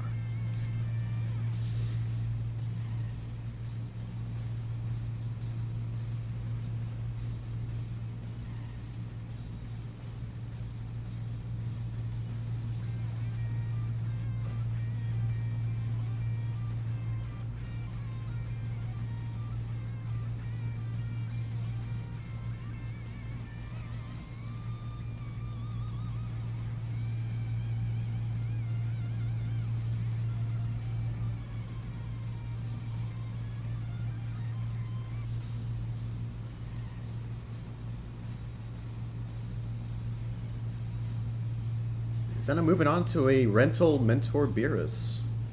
Oh yeah, I've seen this Mentor Beerus in action before. He was doing quite decent for himself, and dare I say, it's possible that he has a decent matchup here versus the Raditz because of his slippery neutral. That being said, earlier on, during practice, Zeno was using God of Destruction Anger a little bit too optimistically neutral, just trying to swindle his opponents. I'm not sure Felix is the kind of opponent who will fall for that, however, so it's something to keep in mind. I hope he he hasn't developed a bad habit, which Felix might promptly punish. Oh, and that Beerus is endurance type as well, so he's gonna be regaining stamina just a bit faster than Felix's Meteorites when both go to the ground. This could be a nice opportunity to showcase that, but oh, throwing him against the wall allows Zeno to get a nice little follow-up on a boost dash. Ooh. Another grab against the wall again. And now, similar stamina situation here between both players. I believe Felix is going to go for a Breakless Bomber DX. Yes, sir. And that's going to be a fat chunk of damage there. But unfortunately, Zeno is stuck with the headshot. Yeah. And that just didn't get him out of that. Oh my god, the after image strike getting punished.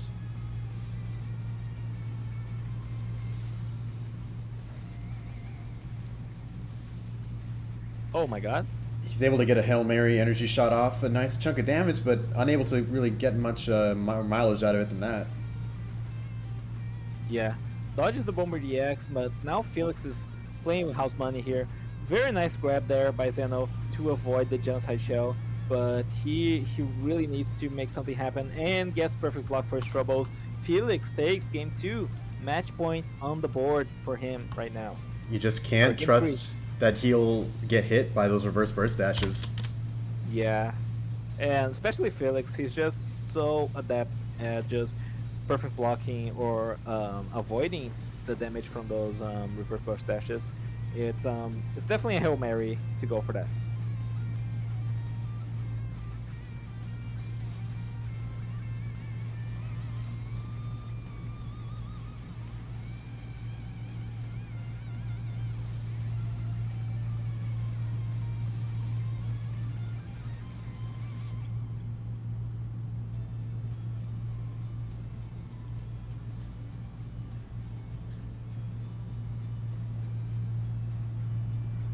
Moving back onto the Krillin. Back onto the Krillin indeed. Will he change history or get tail slapped? Yeah, it's a little questionable of a choice here by Zeno.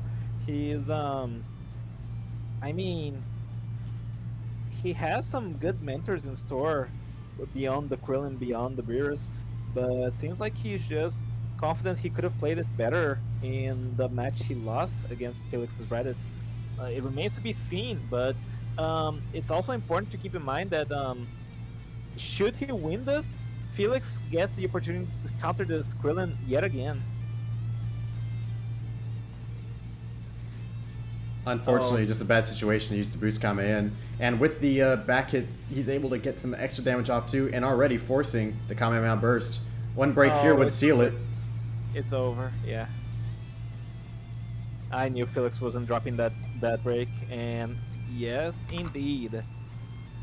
3-1, Felix advances onto Grand Finals, and Zeno will be sent tumbling down to losers.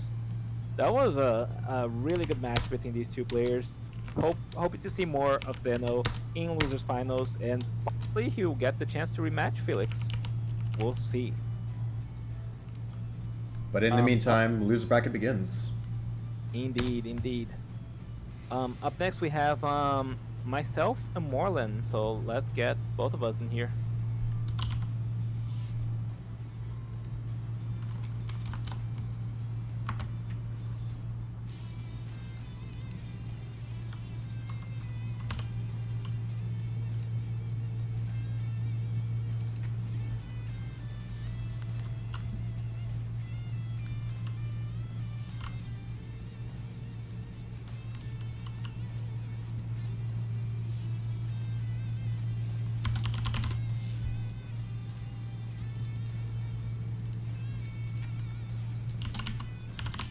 Alright, sorry for the wait. Had to load countdown yet again.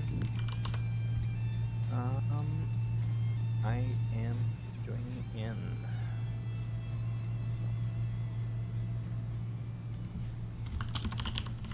Are we also waiting on Morlan? Like, yeah. gonna see if there's been anything from him. Okay, he's opening the game. At least I can see on Okay. Discord. Okay. All good. All right. So this marks the beginning of losers bracket. How are you feeling about the tournament so far, Mo? So far, I've been very. It's been just a blast to watch all these different characters go up against each other with untraditional movesets, some of them, and some other ones that have gotten some very surprising wins. I'm particularly surprised by Krillin's performance in this tournament. That one is definitely a treat for the eyes. I think people have been using Krillin excellently, and especially like the wins by Zenomesa with those boost kames were particularly satisfying to me, if you ask. But yeah, I'm definitely excited to see what more characters are going to be brought forth here in Losers Bracket now that you know, that's when the wins will really matter. If you lose, you're out of the tournament.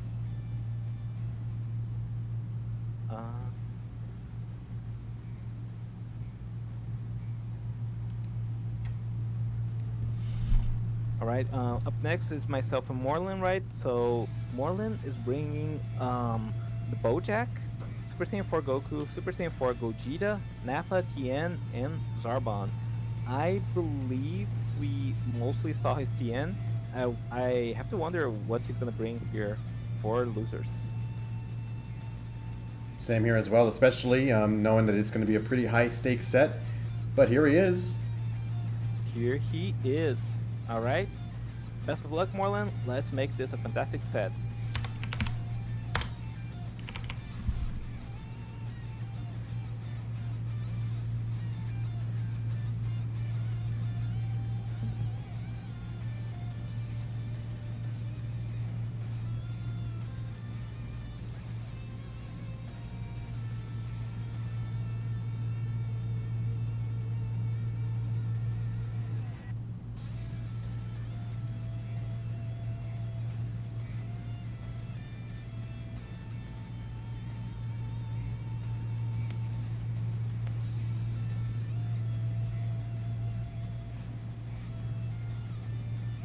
Psyker heard the voices and lost.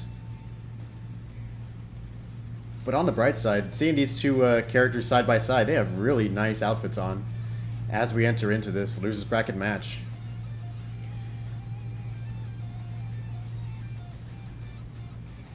So right now, both contestants kind of getting a feel for each other, seeing which neutral options they have that'll be able to help get them some extra damage in, forcing out some stamina from the other. Already, Psyker's having to use a few vanishes himself.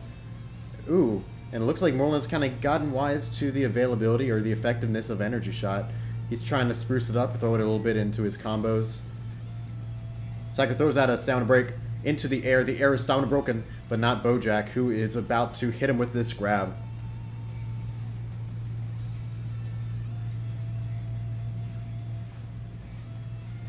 Particularly, I think that Psyker has a bit of a fascination with this one thing that Tapion has, which I believe is a nice heavy break that he can link up into his unique ultimate skill. But it'll be a pretty difficult time in order to get that close. Forcing out a lot of stamina for Morlin there. Ooh, and gets hit from underwater by the concealed energy shot. And a nice reverse launcher in order to catch him by surprise yet again. Morlin fighting with some creativity in order to help equalize this match.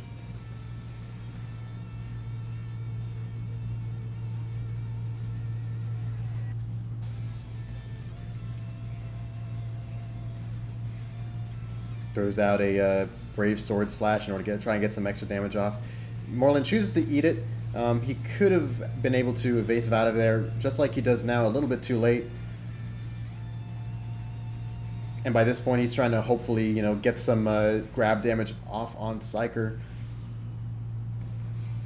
But it's quickly becoming too much pressure for him to handle. He goes for his attack burst.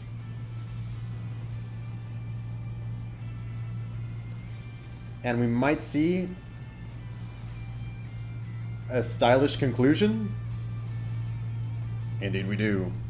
Although it's with Burning Strike. In any case, Psyker takes the first point of this set.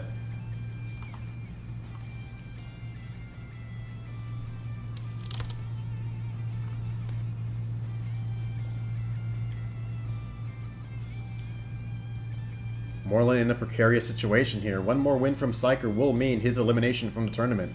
However, he has the ability to switch to any of his other chosen rental picks, while Psyker is stuck on Tapion.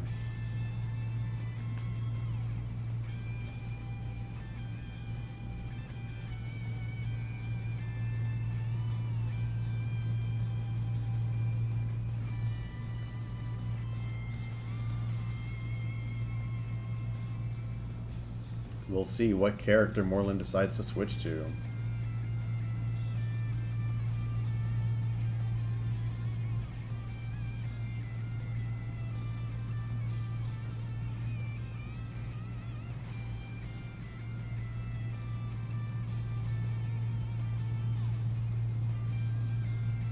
Nappa with hair.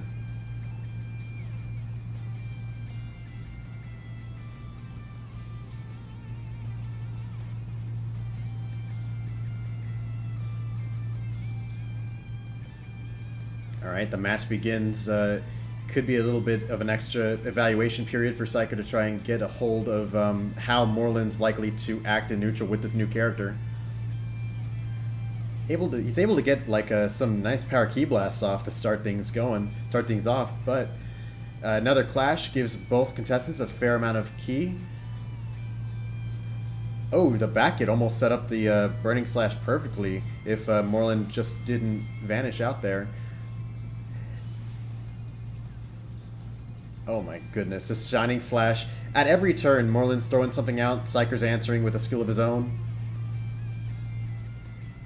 And now it is just a very nice situation that Tapion finds himself in with Moreland stuck at a pretty low amount of stamina and a very significant health deficit. Alright, we could be seeing another neutral win that could lead into a break.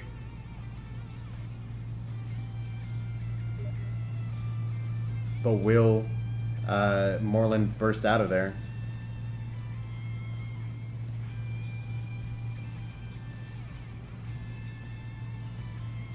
Ooh, he instant rises just a little bit too late. Eats a pretty strong double Sunday, which just receives an extra boost as a result of Moreland's Super Soul and now his Limit Burst. Yikes. With a vast amount of key at his disposal, a few more knockaways could lead to Moreland stealing this extra point away, but Psyker's wise to that. He is not allowing Moreland to get what he wants. P-blocking his burst dash attempts, trying to stay away from him ahead of neutral, but oh! One lucky confirm. Oh my god, I could have evaded.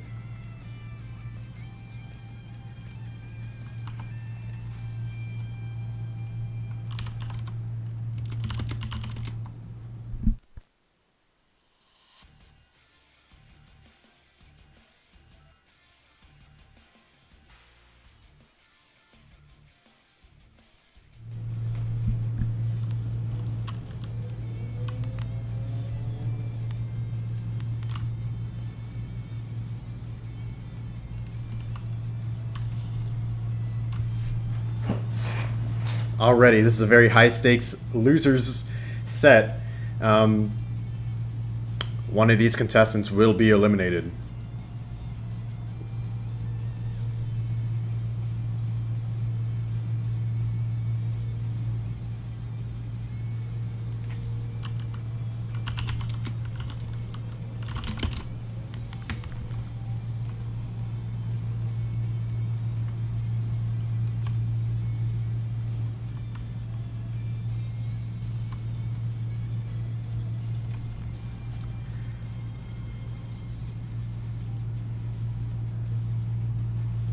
Here we are with Psyker's Rental Foo. Obviously a character that he has plenty of experience with normally, and now in a pretty interesting situation with a whole different set than I believe he's typically running. But yeah, just the normals that Fu has, no matter what set he has, is just an incredible thing that it'll be pretty difficult for most players to handle unless they have the knowledge beforehand. And through it, Psyker's able to already take a pretty nice stamina lead.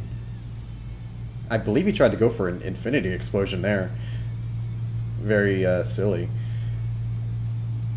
A nice reverse burst dash coming out, allowing him to extend a combo further. And yeah, there's no mistaking it. That was infinity explosion. That's a very funny thing to put onto a rental set. Probably a contributing factor to why we haven't seen many Fus in this tournament yet. But oh boy, Petrifying Spit coming out as combo extended by the homing Ki Blast. He wasn't able to get too much of damage off on it. Ooh. Meanwhile, Morland's able to get off a pretty high damaging super, but the homie Ki Blast allows him to continue his combo string. What remains for Morland here in the twilight of this match? The energy minefield is able to get Psyker the momentum he needs, almost enough to finish the match right there. Oh my goodness, but one grab followed after the Petrifying Spit is enough to conclude this set in Psyker's favor. Wow, incredibly creative combinations of the tools that this rental set has combined with the homie Ki Blast. I was not expecting quite that many fancy tricks that have allowed Psyker to advance. Let's go. GG's Morland. You have been improving every single tournament you've joined, and I'm really excited to see how you're gonna be playing next, because this was very fun matches. Alright. Up next is oh my god, Moto and Barlow's. Let's get them both in. Oh wait, Barlow's. Bro, hold up. Alright, T-Pose and Rai, I know they're both around at least. I'm gonna double check the status of Valky, Barlow's, and Paradox.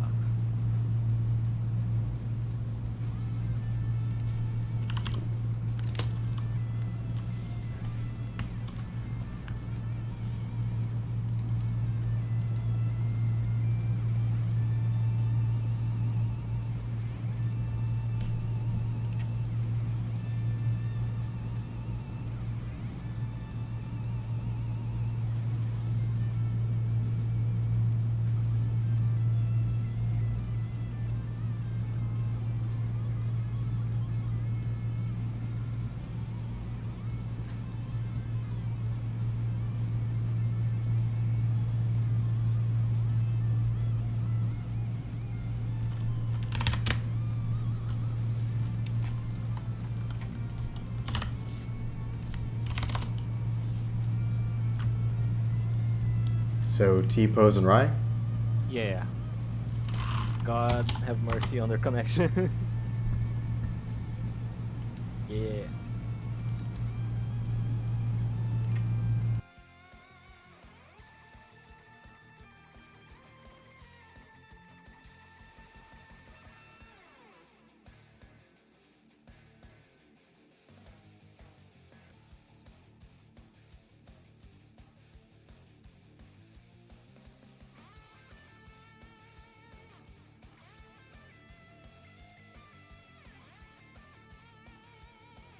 All right.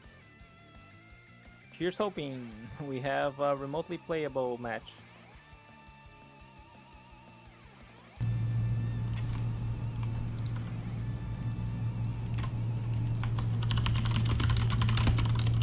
Still not as many issues with the tournament so far in terms of connection. I'm very happy about that. I did not want to mention it, but yeah, it feels very nice. Alright, Goku Black versus Super Saiyan God Goku, jeez. If they were fighting in Ruined Future, you know that shit would be canon. Well, the World Tournament it is. Perfect blocks, the approach by Rai. All right, seems like it's a relatively stable match so far. Oh, a little funky, but still in the realms of playability. Instant transmission into I never sudden death beam? No, sudden death beam is the counter. Uh, Strike of divine Retribution, Son of like divine retribution, I think. Well, either way, very nice combo of iframes there. Unfortunately, not enough. Ooh, gets caught by the Rebellion Spear. This is a fun matchup, but you know, without the right adaptations, Rosku is going to struggle in the standing neutral war against any version of Goku. Absolutely. Oh, T-Pose forgets to delay his teleporting combos, so unfortunately, Rai gets reset back to neutral. Now he's gonna have another chance to catch him here, and they will both clash in their neutral approach. And yet another clash. Ooh, gets hit by the Divine Retribution.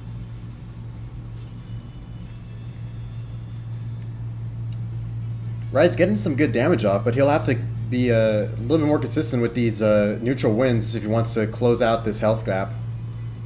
Absolutely. Oh, very nice grab there by Rai. A little bit of a desync here, visual or otherwise, will remains to be seen. He goes for the raw ultimate, and it seems to have worked. Yeah, that happened. Cool guys don't look at explosions, I guess. Oh no.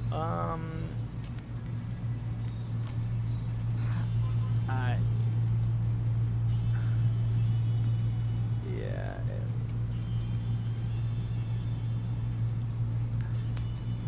All right. Let's run that match back. Let's see. Let me ask people real quick. Hold on.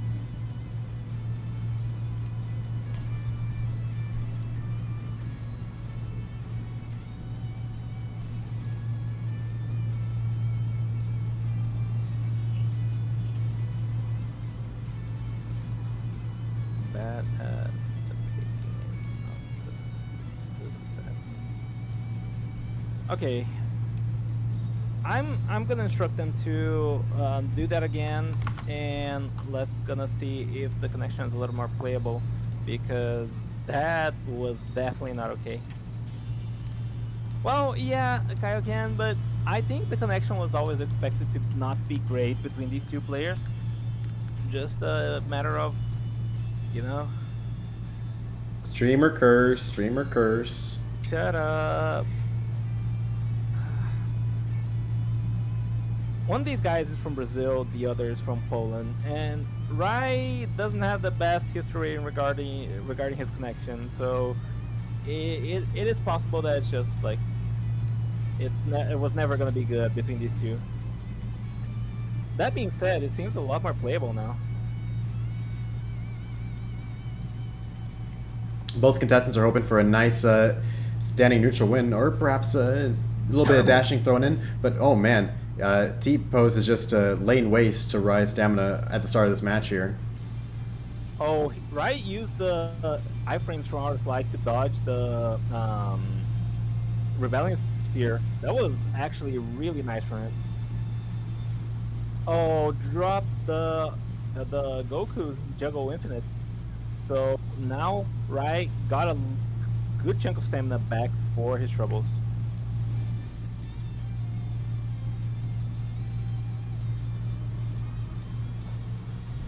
The light string into the Kaioken Kame, of course punishable, but nice.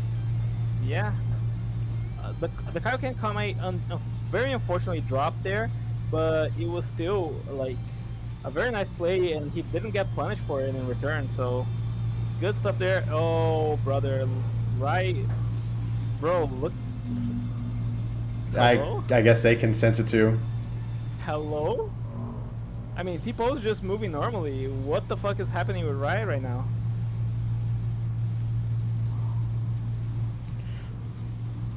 Oh my goodness gracious. Bro.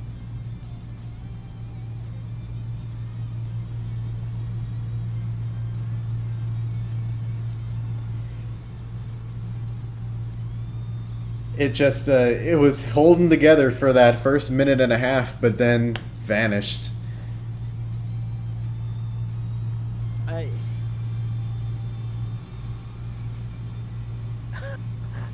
It's kind of funny that it ended the same way. yeah, yeah.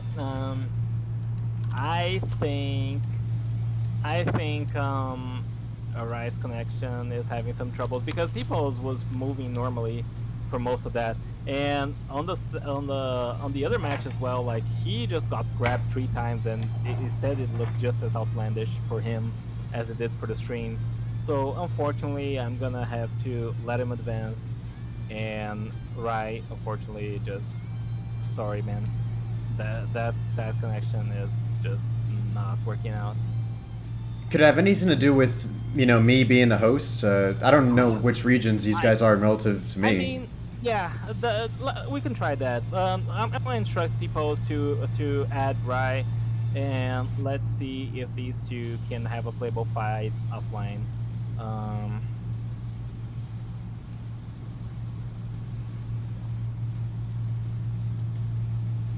try fighting.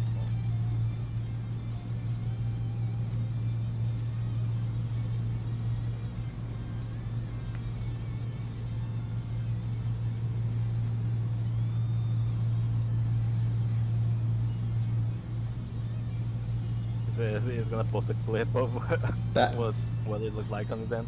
Oh my Well, gosh. either way, I've instructed them to fight in a player match and see if it plays any better. Up next, let's see. Oh boy. Okay. I'm gonna check if Carlos is ready. Are you ready, Mr. Carlos? Because yeah, this is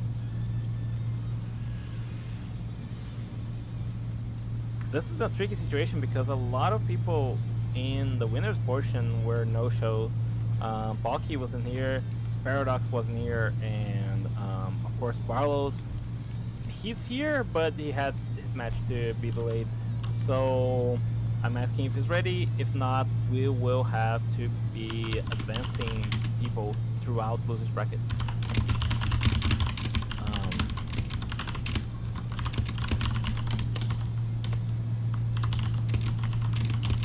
1 second, I'm gonna. Okay, I was gonna fucking jump scare him, but he's replying right now. See if Barlow's is ready, or else we're gonna advance Alter.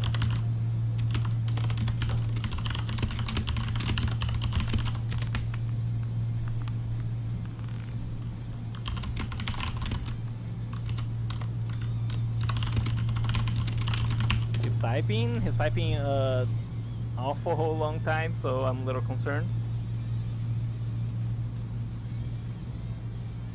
No. Okay. Alright, the guard button and the target button aren't working for him. Yeah, a very unfortunate situation. Alright, let's see what we can do here. T-Pose and Rai are fighting upstream. Let's Paradox hasn't shown his face, neither has Palky. We're just gonna advance myself to lose bracket, which is a little unfortunate. And it's gonna be, I guess we can run me and then Dango, give Barlow just a little longer to set up, and if he can't, then unfortunately that's just gonna be Motel's win. All right. Let's get Dango in here and let's make this a good one.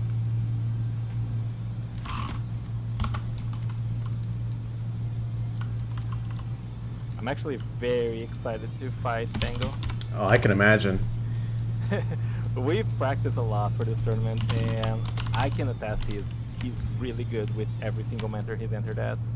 So, oh man, should be a banger.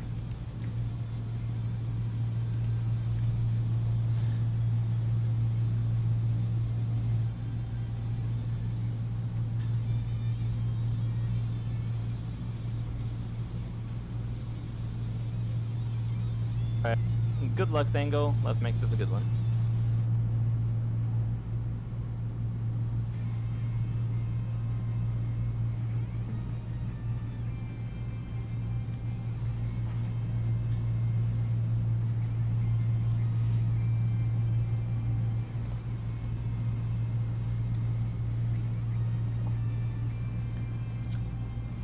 With the T-Pose and Rai match hopefully going on off screen, we move on into instead check out Psyker versus Dango.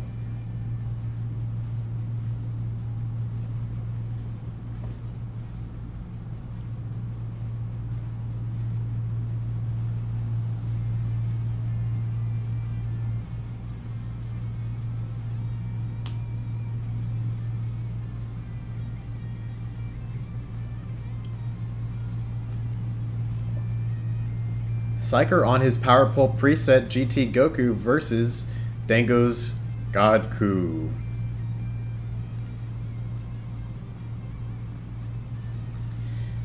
I could imagine this being a pretty difficult match to go after, at least on Psyker's part. You know, he does not have the most helpful of damaging skills in order to help him out through this set. He has, of course, Power Pole, but as you can see, it has significant end lag. He also does not have the incredible, you know, standing neutral that Goku has access to. So it'll just be a matter of making the right decisions, P-blocking Goku where you can, trashing his stamina as well as you can, as well, not to mention that. But yeah, it looks like this could be a very winnable situation for the Monkey Man, Kid Goku. And already, this has proven to be a very substantial lead for Psyker. Wow! That evasive confirms into the Power Pole for a devastating end to this first round. My goodness.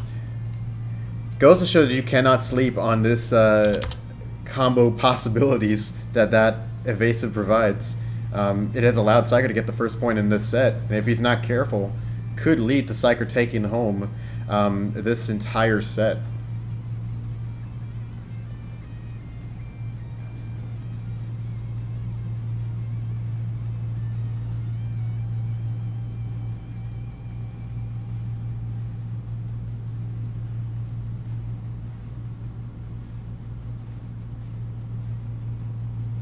Would not be surprised at all if he chose to go onto his Rental Bojack going into this next match. No, he actually chooses to go for the Zamasu. Fair enough. Also has some pretty high damaging loops that can put the hurt onto Psyker. Perhaps he's looking for something that can help him stay ahead of the evasives that Psyker's used, because those are definitely the decision makers in that previous match. But we'll just have to see how things work out going into this. Already a pretty high damaging combo coming out from Dango that he's able to just continually throw out. Taking advantage of the end lag from Psyker's mighty explosive wave to continue combo after combo. Ooh. But really, Psyker does not need much at all to throw out the very devastating Power Pole.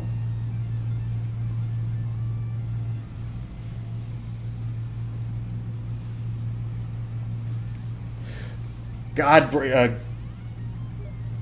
Splitter loops doing a tremendous amount of damage to Psyker.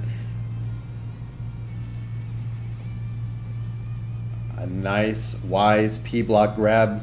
Psyker probably getting a few unwelcome flashbacks to earlier on in the tournament.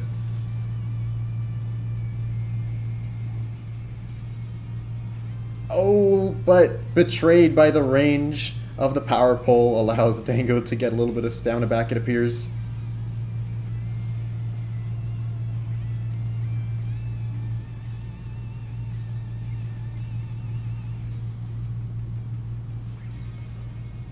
Clash whittles down Psyker's HP even more. Oh my goodness. Almost gets destroyed by that super skill. Oh, but that spread shot retreat evens up the set.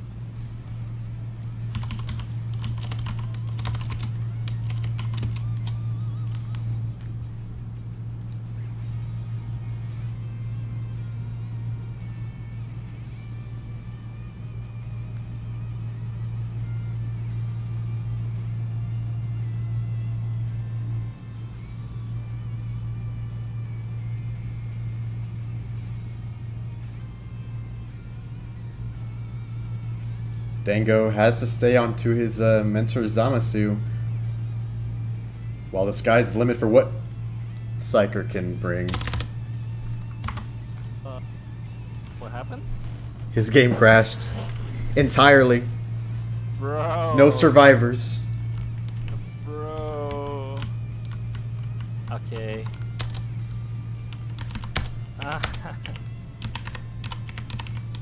Wow, that's a fucking mood killer. Fuck you, Dango. Now I want to win.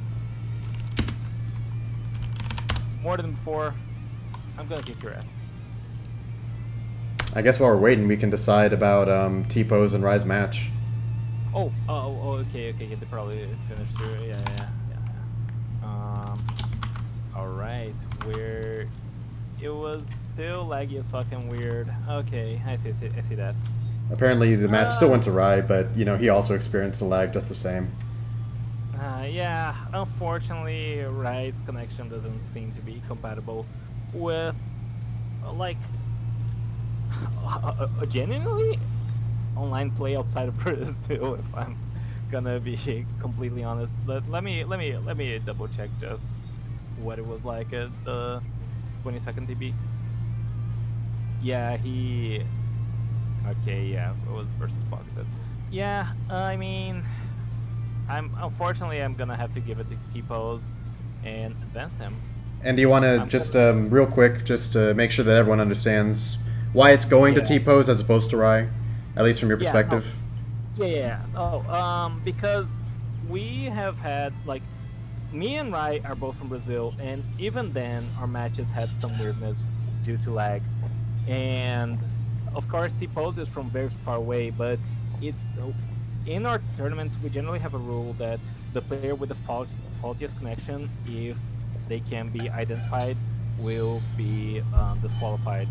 So, like, of course, like, if he was in the winners, he'd just be sent to losers, but unfortunately it's just losers, and it's just the way the cookie crumbles. It's not playable for T-Pose, so he can't have a fair shot at beating Rai in that kind of environment.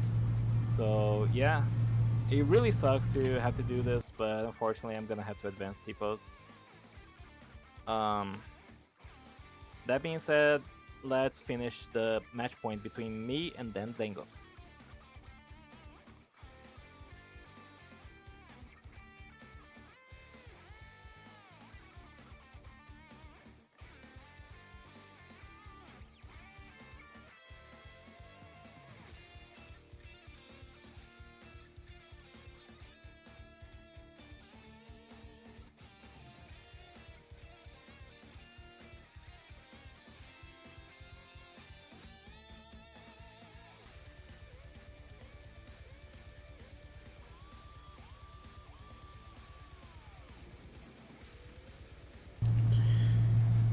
In any case, wow, this for the first time, it looks like Saiger's going with the adult Gohan rental mentor to go toe-to-toe against Dango Zamasu. Now, this is actually a very interesting combination of characters to fight. Both of them pretty distinguished in the neutral game, as well as just, you know, regular high-damage combos, high-damage loops.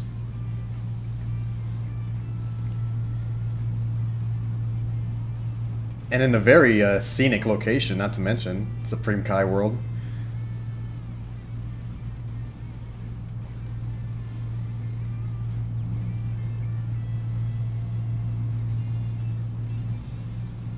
It's really going to be a matter of how well they can force the stamina out of each other, which so far, Psyker's doing tremendously well doing that against Dango.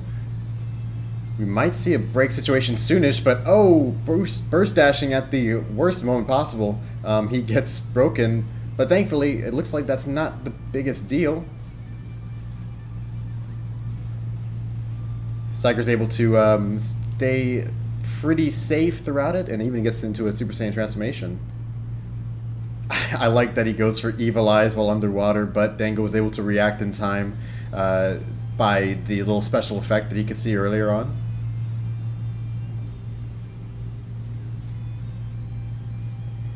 Now I'm at Super Soul on the rental Gohan. We'll give him some pretty nice stat increases while in Super Saiyan form, but Ooh, he still finds himself at a pretty dangerous stamina level. Not to mention, he doesn't have the highest amount of stamina to begin with on this mentor set. But he does have plenty of ki, so we might get a chance to see some of that getting used. I like that he's going for the, I believe that's Evil Explosion, which combined with Super Saiyan allows for a teleport.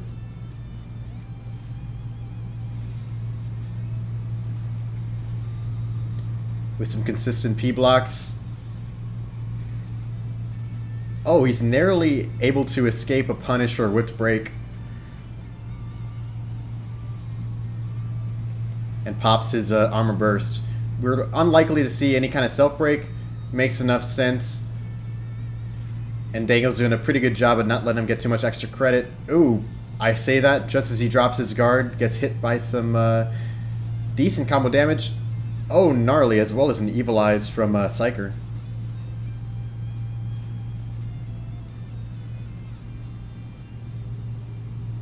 Dango's on the back foot here. Hoping not to get tagged in a neutral even one more time, knowing that it could be the end. Unless he had his limit burst, which he does pop, thankfully. It does not give him any additional abilities, especially in this one-on-one mode where the revive gauge is kaput. Oh, wow. Psyker goes for the self-break.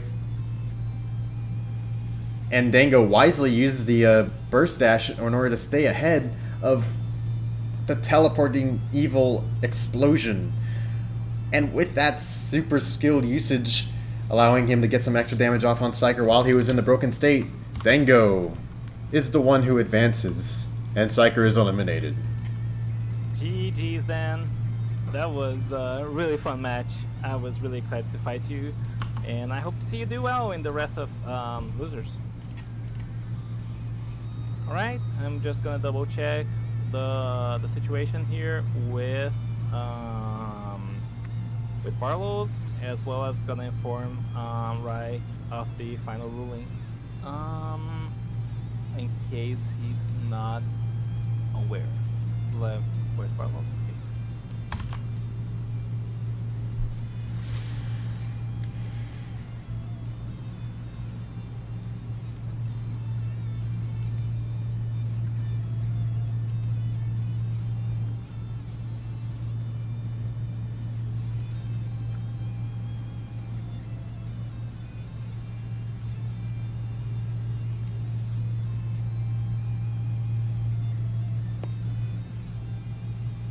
Alright, Barlow's is typing. We're gonna see what it is gonna be done about his match.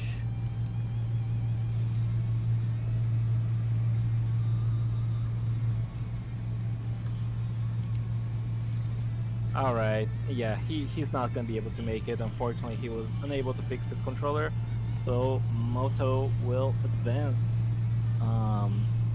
And we are gonna have Moto versus T-Pose. Feel free to invite both of them. I'm gonna be messaging right now. Alright.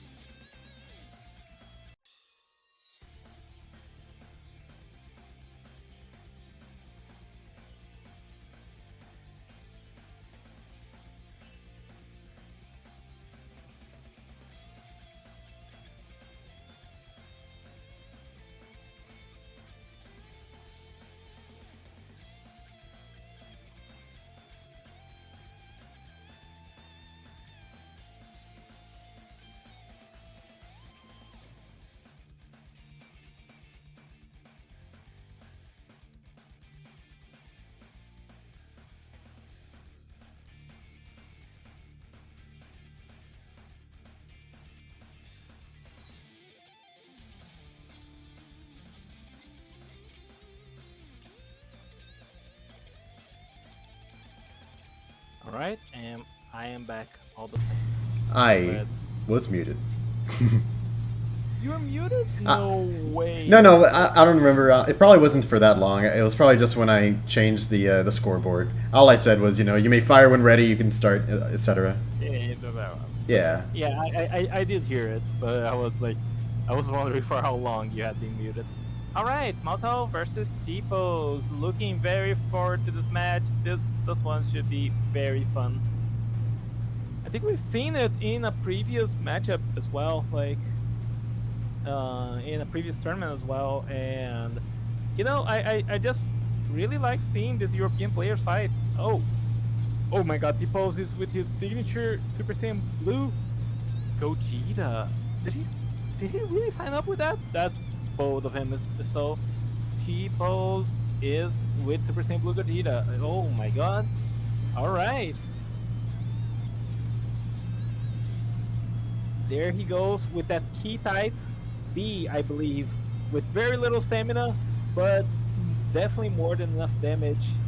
And that character definitely has the neutral and the strings to make up for the... Oh my God. Already broken. Already doing the limit burst. And hit by the Soul Punisher that he cannot escape. God. It's so rough for him now.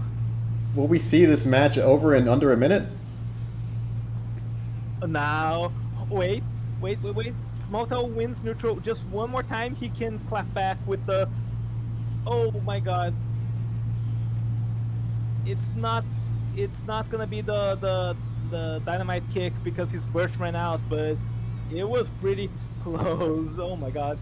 And runs into the Punisher shield. A very explosive match. Game 1 goes to T-Pose. Let's see.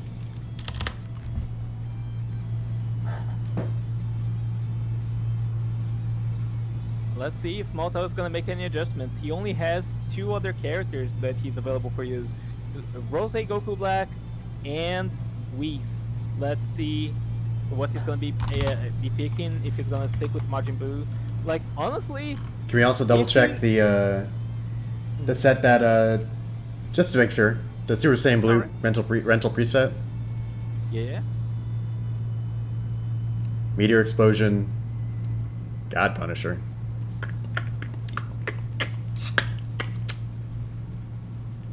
Wait, God Punisher on that? Yeah?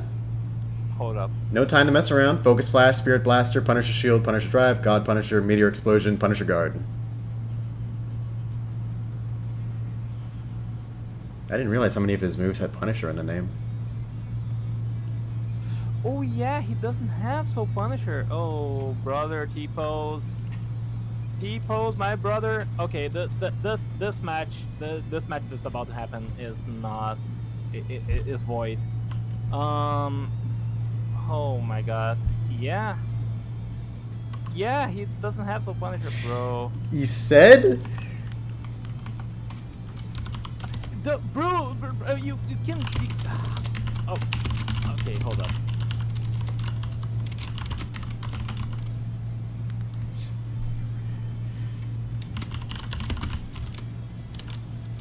Oh my God. Anyway...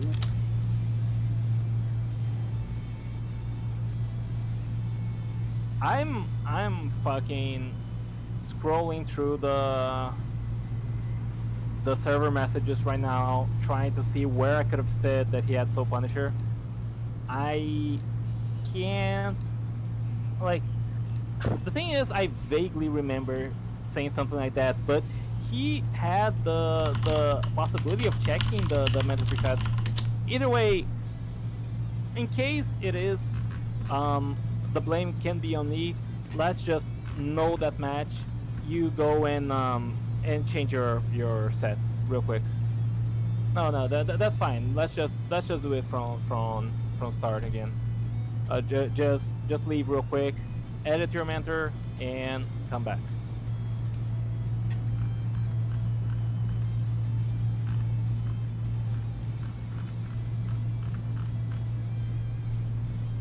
Thank you for Dan for having us check that. Yeah, very much appreciated. I have not been checking the mentor super thoroughly because I mean, it's just so much information to keep track of. So that almost slipped by. Yeah, it has God Punisher and Meteor Explosion. Blast Spirit, Blast Punisher, Shield Punisher, Drive, God Punisher, Meteor Explosion, Punisher Guard. Oh. Well, even though that match won't be counted, it was a really sick match. So, there's that. There's that.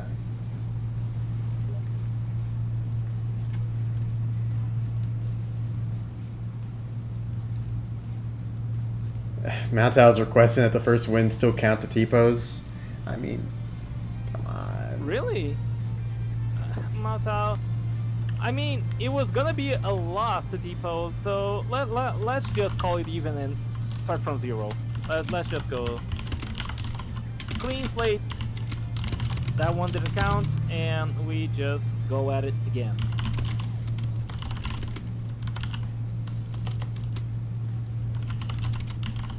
All right, you guys can ready up.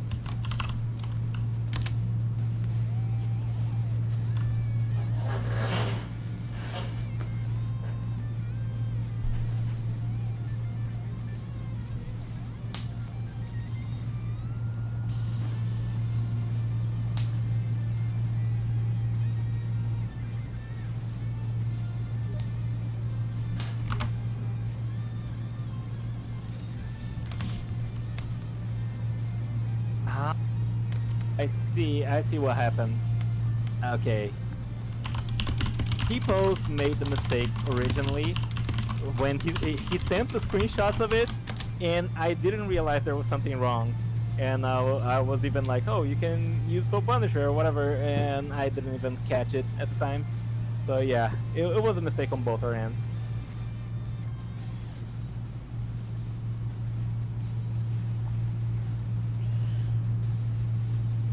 Desperate to make this new first point of the set count. These contestants are just going at each other. Yeah. Already some significant stamina usage. They should be a little bit more careful, you know, you never know if both of these guys can absolutely wipe out the other self bars after a break combined with a nice LB punish. Absolutely. It would not surprise me to see oh my god, and a heavy break. Here it is. Wait. Oh, the break time is too short. He can't do the dynamite kick. Content to just reset his stamina and force him to evasive right out the gate. Oh, goes for the self break, but does not manage to get it. Oh, I think he tried to go for an after image, but it didn't work out for him. Oh my god, the meteor. Oh yes, sir. Wow. The meteor explosion, so fucking cool. A real shame that after image didn't work. Yeah, I mean, after image has some dead eye frames at the beginning of the move, as well as like you can just sort of wait it out and punish it towards the end as well.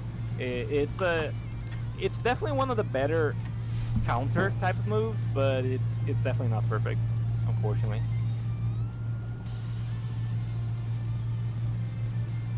Well, in that case, T-pose takes first point. Yeah, the future refused to change, as it were. And now Moutao is going to have the opportunity to change to a different character. Let's see who he's going to be playing.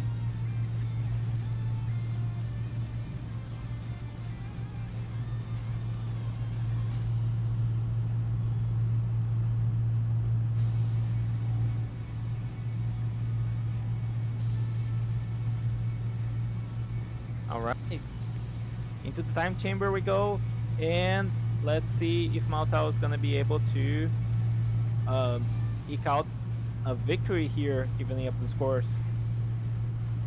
T-pose has very little stamina and very little health, so Moutao really only needs a couple neutral wins to put him in a very dangerous spot. If I'm Moutao, I'm trying to use that, oh my god. Very smart. Oh, bro. Oh, but the attack burst Punisher shield is so rough to eat.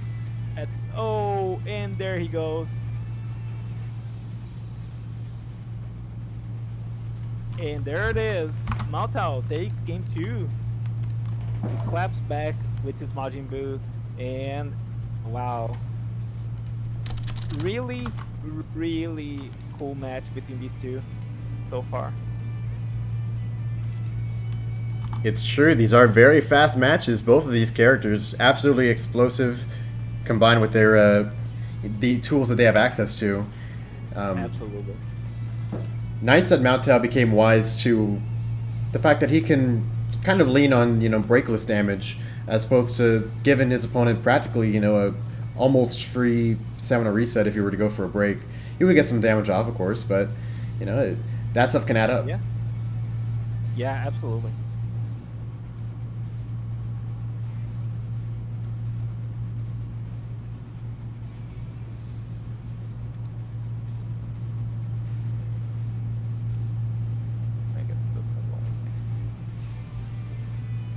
And I think Maltao is doing a good job now leveraging the stamina difference between was doing a great job leveraging the stamina difference between himself and Gogeta.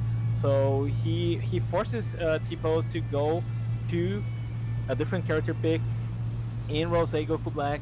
This Rose that we saw be played brilliantly against Dango, and let's see if he's able to replicate that success against Maltao's Fat Buu.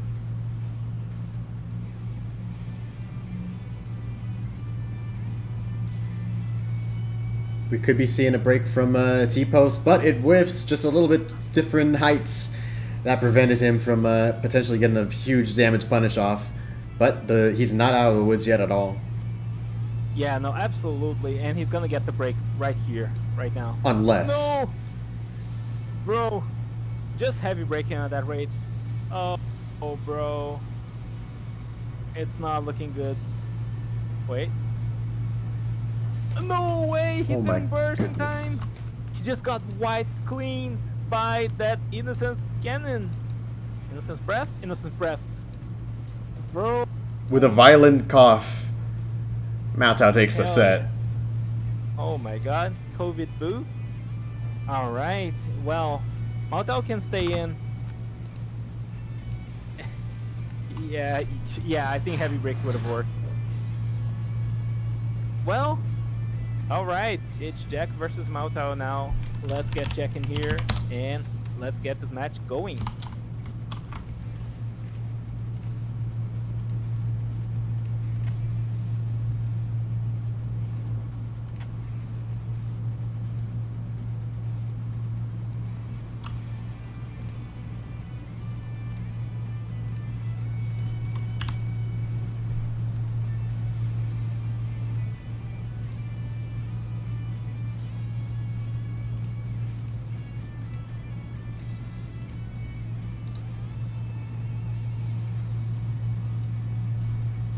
Alrighty, the invite is sent.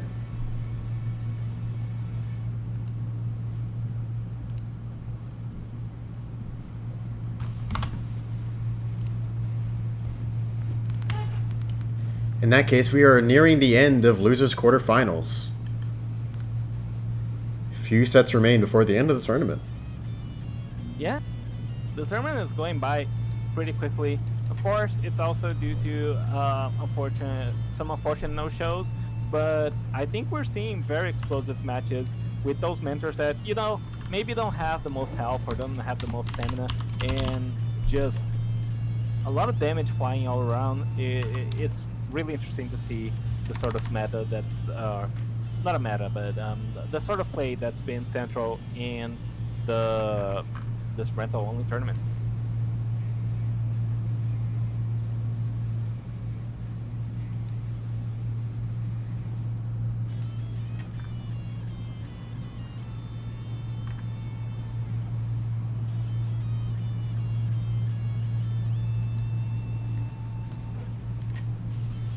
Alright, he's here. Let's get this match started.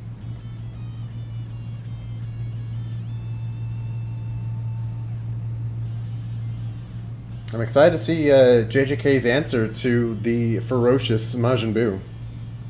Oh yeah, JJK of course known as a Majin Buu player himself, choosing not to bring him to this tournament, but he's still like, um, as you get experienced with a certain character, you also tend to know how to better answer them. Of course, Maltao is also an experienced Fat Buu player, but I'm eager to see the way JJK will be able to answer his Majin Buu play. I expect it to be quite nice, at least.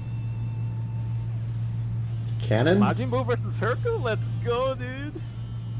At the World Tournament? Oh, brother.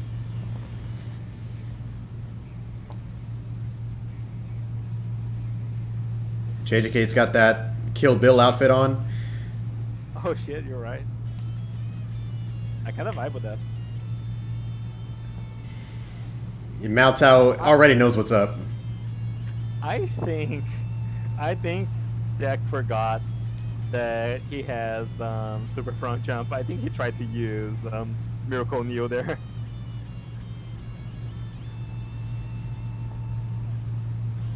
And we'll get grabbed for his troubles.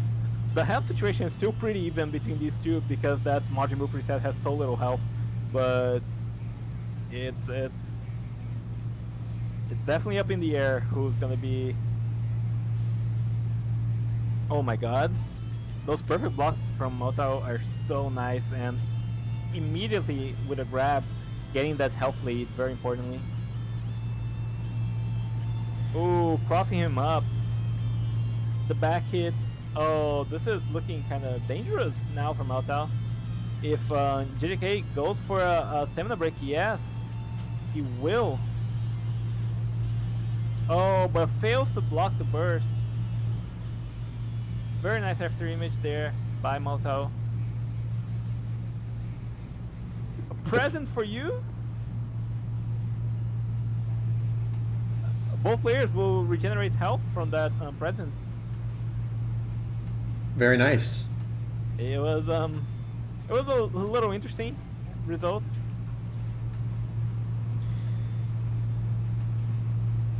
But yeah, we're back into it. You know, this repeated onslaught. Yeah, Maltao with the health lead and JJK with the stamina lead. And perfect blocks, the evasive. Unfortunate for him. Boo Boo Punch is a great evasive, but not versus Hercule at the end of the day. And the alternating loop will seal the deal. JJK will take game one. Oh, unless he's trying to finish it off with a rock. And then a present. And the present, Dashi Heavy will do the trick. Oh man, but if that was a healing present, then Maltao was suddenly back in it. I don't think it heals a lot, but it would be very funny. All right, Jack leading the set, 1-0.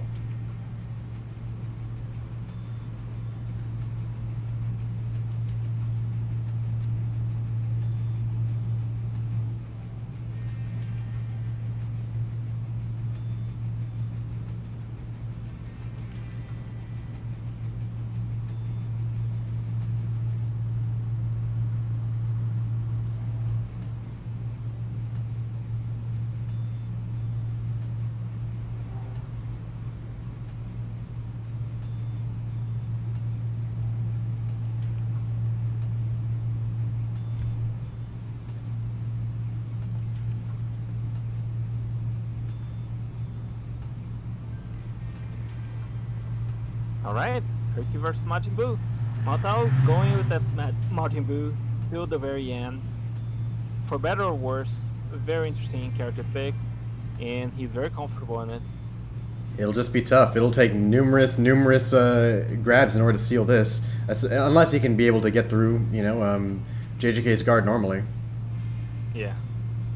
And one thing that's a little unintuitive is we're also used to playing against Hercule in both regular and mentor scenario where he's always using Miracle Neo, that crossing him up is sort of viable counterplay to the character, but not in this case where he has super front jump. That's just gonna reset matters to neutral, so it's it's a little uncomfortable to play against the character, especially in this situation.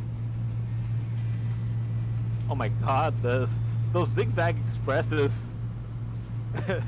they're paying off for Mao Tao.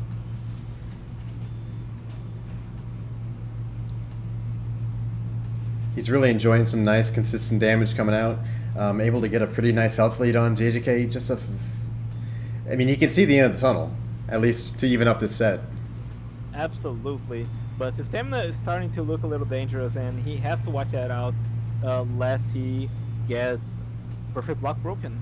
Saved by the exceptional range of his grab there. Yeah, very much so. Ooh, hit as he was retreating. Oh my god! What is he cooking? Was he trying to go for the other ultimate? I don't even remember that he has another ultimate. Oh yeah, Innocence Breath. That's a... Oh, he's just gambling on the stamina reset. Exactly. He got it. He got it off. Fantastic. Well, still got punished some amount, but... Oh my god, and that limit burst will increase all damage he deals by, I think, around 10% or 15%. So it's also... Oh my god, it was enough. Beautiful play there by Mao Tao with the self break into the after image, evening up the score 1-1, bringing us to game 3. Let's see if Jack is gonna continue on with that Hercule.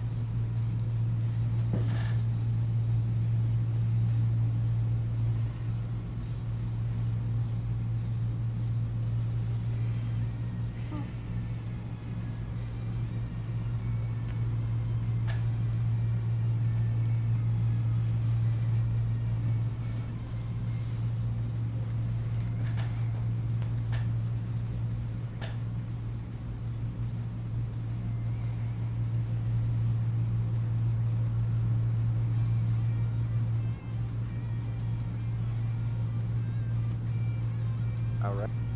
See what the players. Pen versus Majin Buu. This is kind of a wholesome match still. Hercule's granddaughter. I bet they have an Unico going on right now. I'd actually be kind of surprised. But oh man, we are just seeing an immediate shift in how JJK is getting responded to. He's just able to be so much more aggressive, get many more hits in. Yeah, he's going for those step cancels that Pen just has loads of, and comfortably draining Mao Tao's stamina.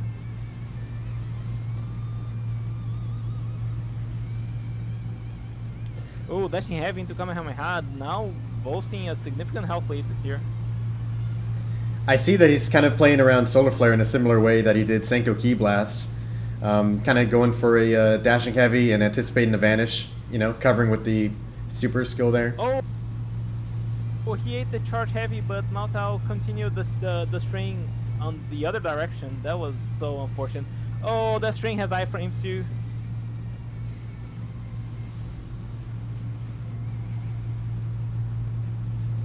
Oh my god, this is a pretty explosive match. First minute of the match and already looking like this. Able to roll out of it, just in the nick of it. Yeah, that string is a little sketchy for Kamehameha on leg gear connections. So yeah, unfortunately for JJK, that's gonna be the case.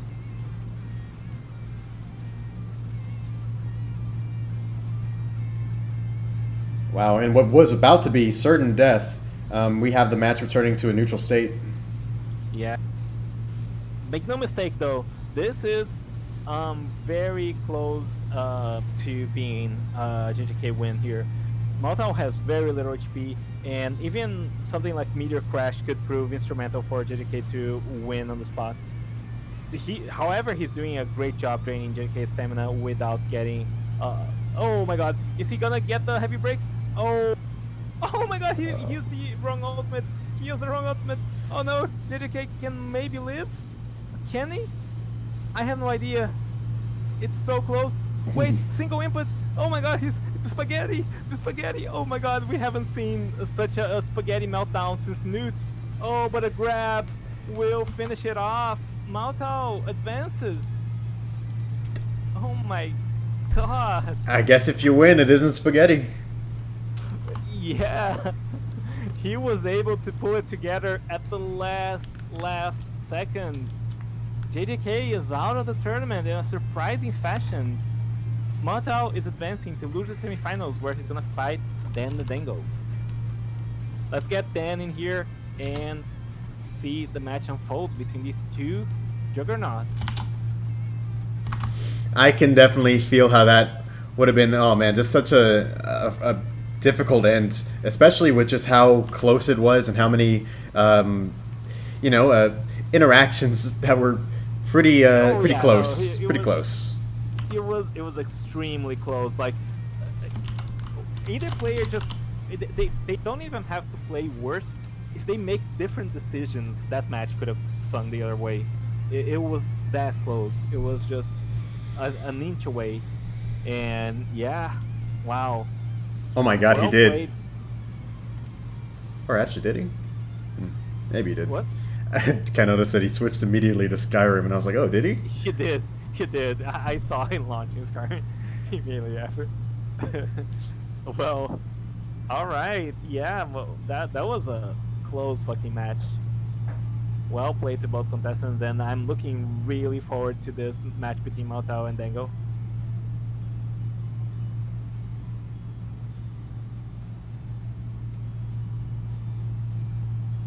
You know what? I don't want to influence the contestants' picks, so I'm gonna stay quiet. But there's one of Dango's picks that I really want to see him play. He still hasn't pulled it out yet. And let's see. Oh, we're back to the Bojack. Okay, old reliable, and this is gonna be really good versus Majin Buu, who has a 3-bar evasive. Here we shall see the battle between the hot pink and the pastel. So true.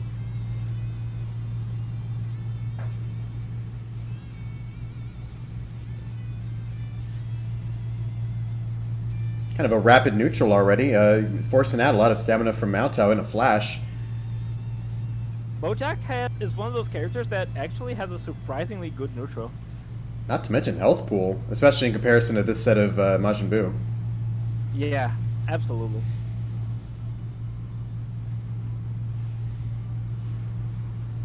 Could be seeing a break here, or perhaps a nice little combo extension with the energy shot. Yes. Yeah, he's gonna go for that. Oh, This is a perfect stage to be doing that. You know, it's pretty small. It's more likely for those things to track and hit within range. yeah, especially since energy shot, or rather, energy shot tracks decent, but I mean, reverse launcher has a really good like tracking if they go to the sides. Wall correction is not a huge issue for it at all. It's just a matter of projectile distance. So yeah, this is a fantastic map for this.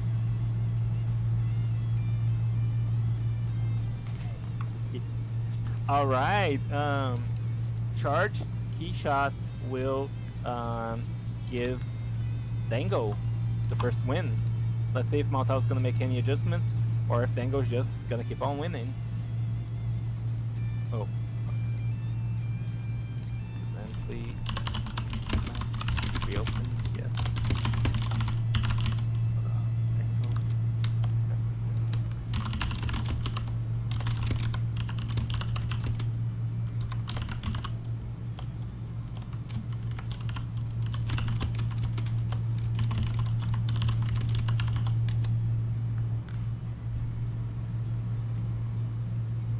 Dango experiencing a great revelation ahead of this next match. I hope this doesn't shake him too much as he enters into this. The surprise that, you know, he now knows Mount Tao's identity. Sorry, I'm laughing at something else. Dude, I'm stoked for this match. I think Dango has been playing a phenomenal Bojack, and I'm really excited to see like if Maltao's gonna be able to overcome that, or if he's just gonna perish against the might of the Space Pirate.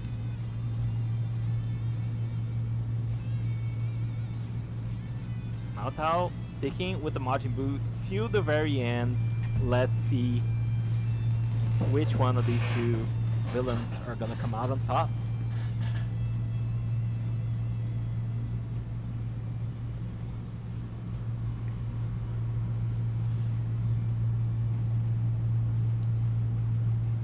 It's been a small marathon that Maotao's been going on with these matches.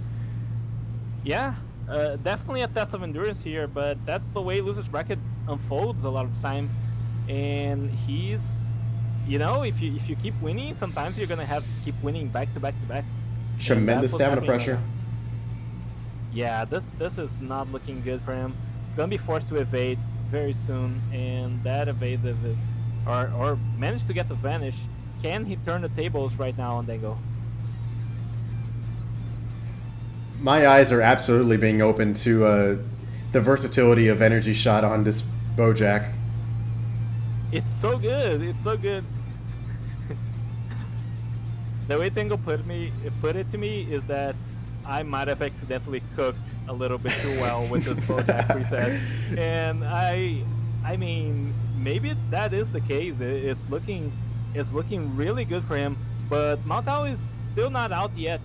He managed to, oh my god, that dealt so much damage because the Super Soul still active. Enjoy the bloodbath, still active at above 50% health. Oh my god, Maotao might be done for. He is. With the pea shooter. Dango. Oh wow, 2-0. He will advance to losers finals where he meets up with Zeno Mesa. Let's get him in here. GG's, Moto. And fantastic performance from you. I was really excited to see your match versus Jack.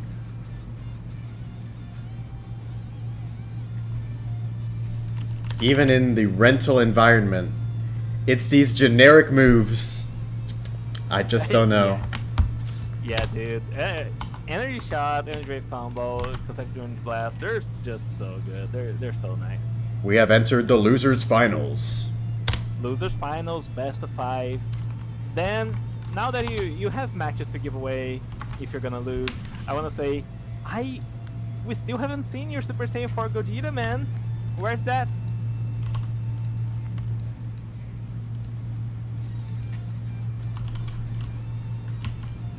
Oh, hello, Richao.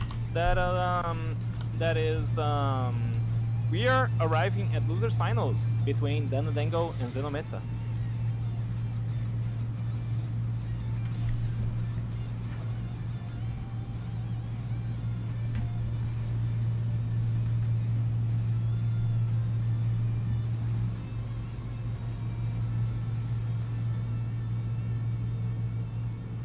I will not hold it against him, Lehigh, if he doesn't pick him though, because he's been playing such a good Bojack.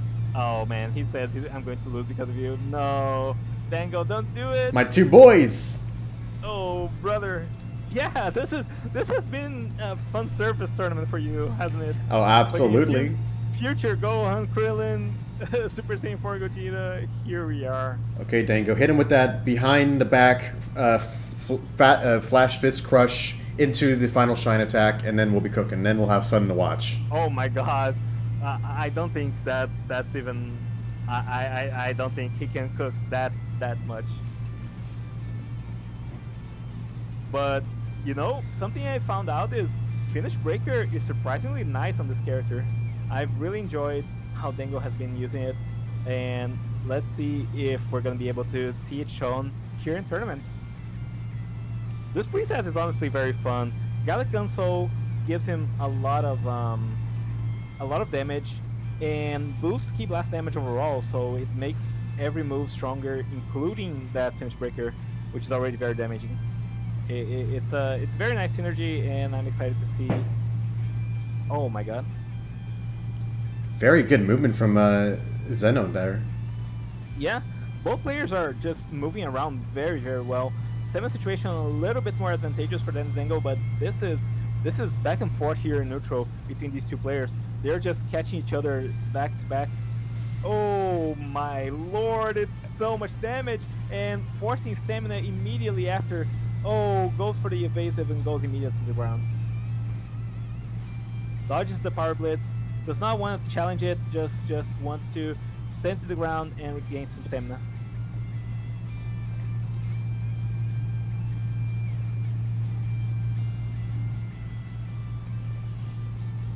Oh, yeah, gets put into the Kamehameha.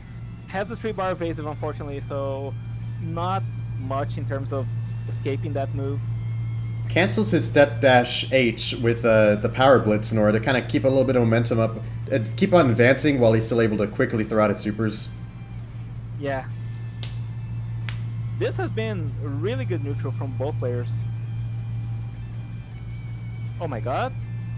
A grab, burst dash. Unfortunately not close enough to the ground or to the wall for that to work. But still, wow, back and forth between these two players right now.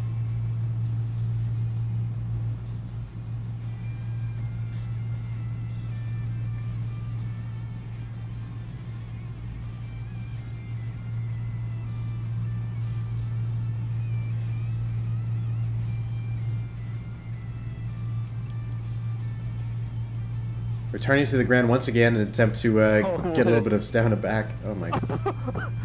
Was he taunting Lagros? Did he? Was he not ready for the Kamehameha? What's happening there? A little bit silly. Move Kame almost works. Blocks the move. Takes a bunch of stamina damage, but managed to get a grab immediately after. This is looking like forced to block it as during the recovery. Just the Oki boost Kame, something you gotta watch out for. On the very precipice of getting broken. Oh. Me personally, I would have gone for the riskiest self break of my life there, but I respect Dango not having the restraint of not going for it and just trying to his best to win it out. Zeno approaching carefully, not quite trusting the ability of catching with something like a reverse burst dash. Oh, but the grab will suck him back in.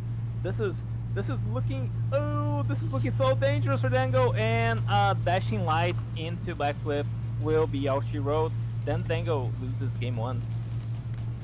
Come on, Dan. You could. We weren't the reason you lost. You lost because you were doing that jump attack silly shit. But I'm satisfied with this Gogeta showing. If you want to switch characters, feel free, my man. The Gogeta roleplay took over.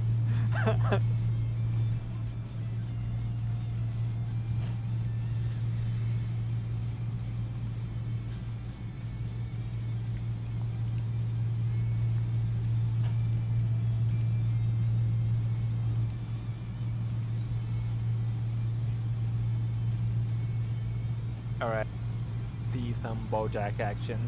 I'm ready for the Space Pirate next.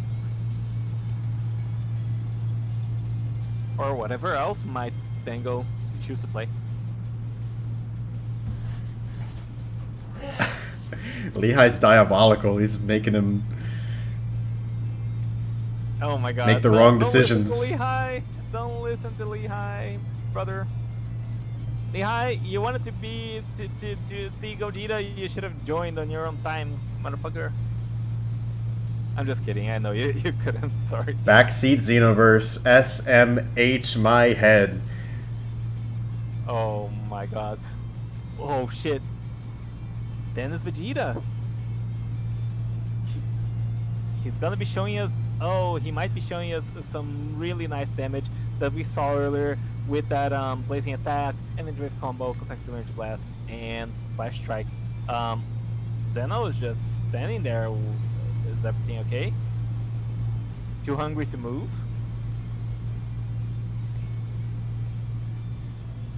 Get the win, get the win, get the win, get the win, get the win, get the win, get the win, get the win, get the win, get the win.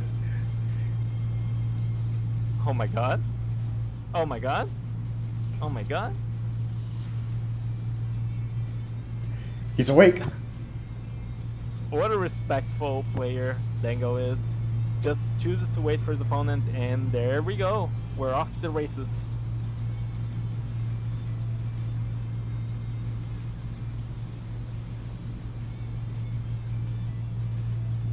gets the alternating start. And honestly, Vegeta versus Krillin is not like a lot of people struggle with Vegeta's neutral a lot of the time, but against Krillin, he has a really good chance to exercise his neutral options. Because just not as punished as by some other cast characters. So very interesting pick here, and I definitely think it has potential, but Dan is looking to be at a health disadvantage right now, trying to make something happen, getting perfect block at every turn so far. P blocks are just devastating to both of these guys, and they are absolutely flying right now. Immediately landing both in a situation where they could be broken with one more neutral win. Fortunately, you know, at least Krillin has backflip in order to help protect him a little bit, but oh man, it's still a very precarious situation. Yeah, sparks are flying this match, and oh my! The entire crowd perished. He didn't have enough stamina to first burst dash. He just put himself in front of those blasts. Well, now Dango has an opportunity here to accrue some fantastic damage should he catch Zeno. He does, but forces the limit burst instead. That situation could not have gone better for Zeno, who was able to land a limit burst boosted Kamehameha as Dango was recovering. Yeah, that was devastating for him. Right when he otherwise would have been heavy broken. Oh, interrupts the boost Kame as well, or the regular Kame with the consecutive energy blast. This is looking very doable for both players, if I'm honest. I just want to see more EWCs to punish these backflips. Oh man, but it's tricky because it's not a guaranteed punish. Wait, Flash Strike? Oh my lord, that's so much damage. Immediately gets the boost off Pathetic and nails a fantastic amount of damage. The score is now even 1-1, and wow, this is a fantastic match. Players are very worthy of being in losers finals, and I'm just happy to be here. I'm happy to be watching such great universe. Same here. Oh man, I cannot imagine what character pick is going to follow from here. Yeah, I mean, I could see a world where he remains on Krillin, but I could also see like many possible switches from him. He did get to winners finals off the back of that Krillin, and he was performing quite well with it as well. Let's see if he's gonna be changing characters.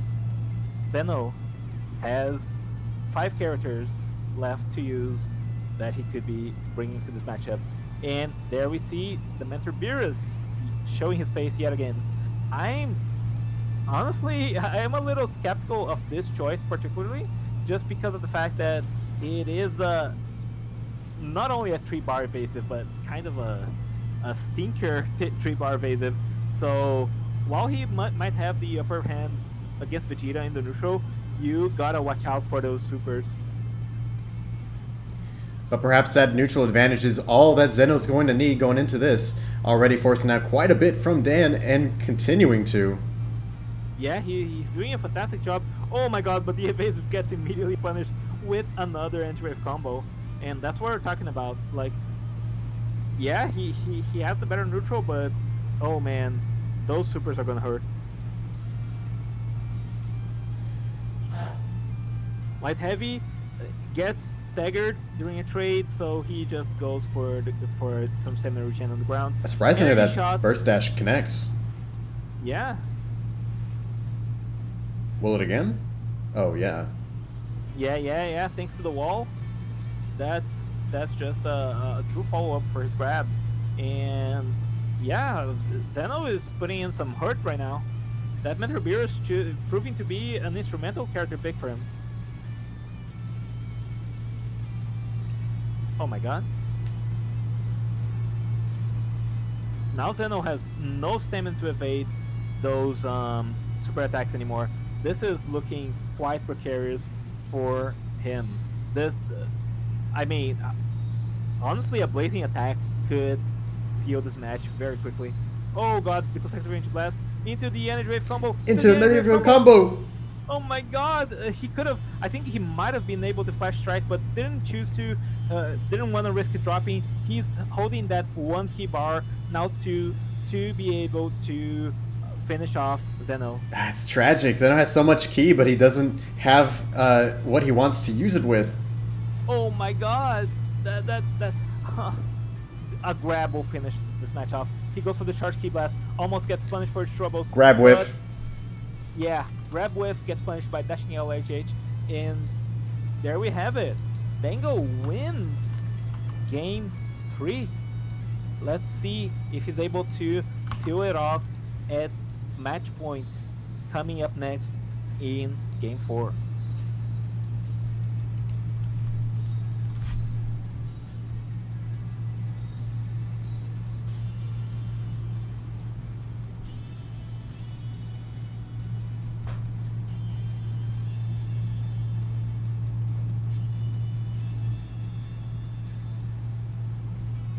You know, right at the tail end of the sign-up window for the tournament, Dango was having a really hard time figuring out what his 6th character was going to be.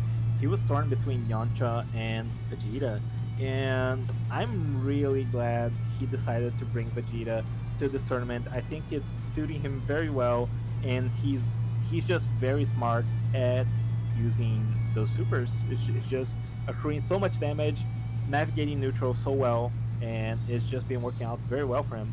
Now we're gonna see from Zeno Zarbon, an adjustment that we hadn't seen before. He hasn't shown this character yet, but we already know what Zarbon's all about.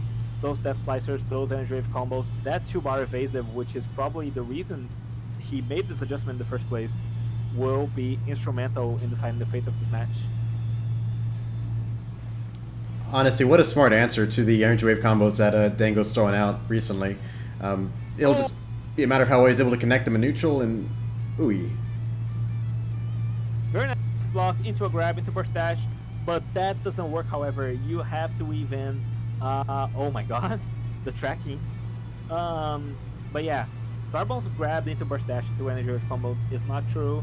You have to grab into a burst dash into dashing heavy for that to work like that. Oh, wow.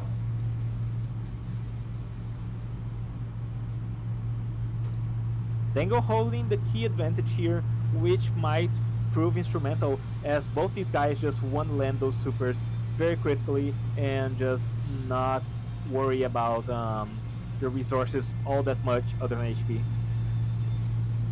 Step vanishing is just proving so helpful for both of these guys in order to avoid the nice little neutral supers they've been throwing out, be it consecutive energy blast or the Death Slicer. Yeah, absolutely. And it's very important in general to just evade those super damage, to just be step vanishing as much as you can, as it's just chock full of iframes. Oh my god, eating energy wave combo to the face is in the Dango. He goes for the oh my god, and he claps right back at Zeno with his own energy wave combo. This is a back and forth here. This a key blast war between Zarbon and Vegeta.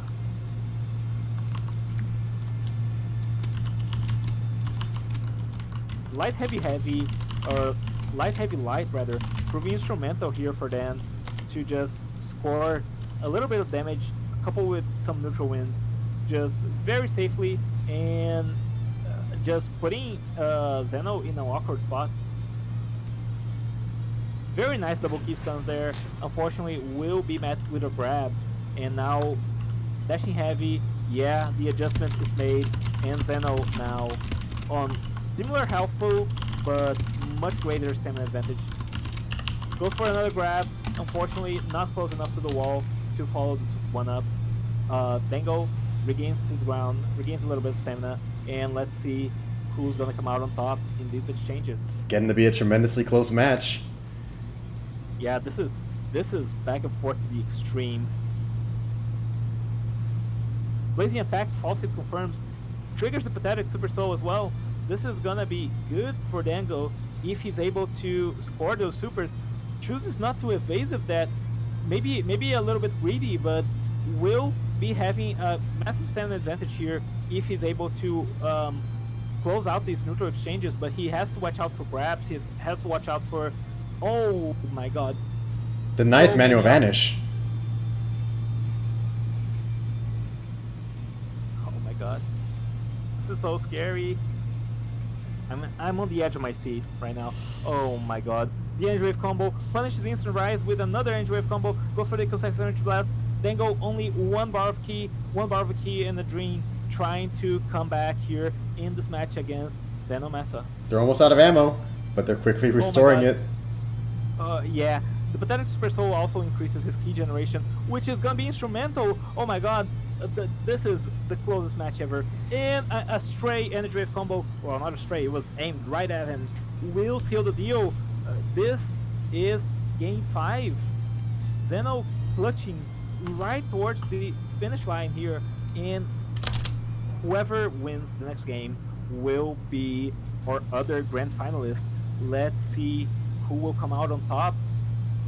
Zeno is forced to stick with Zarbon, but then the Dango has all his 6 options to him.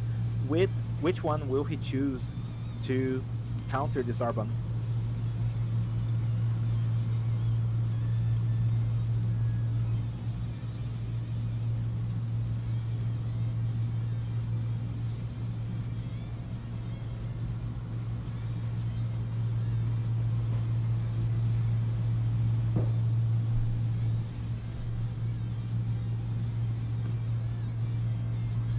The battle of the green man.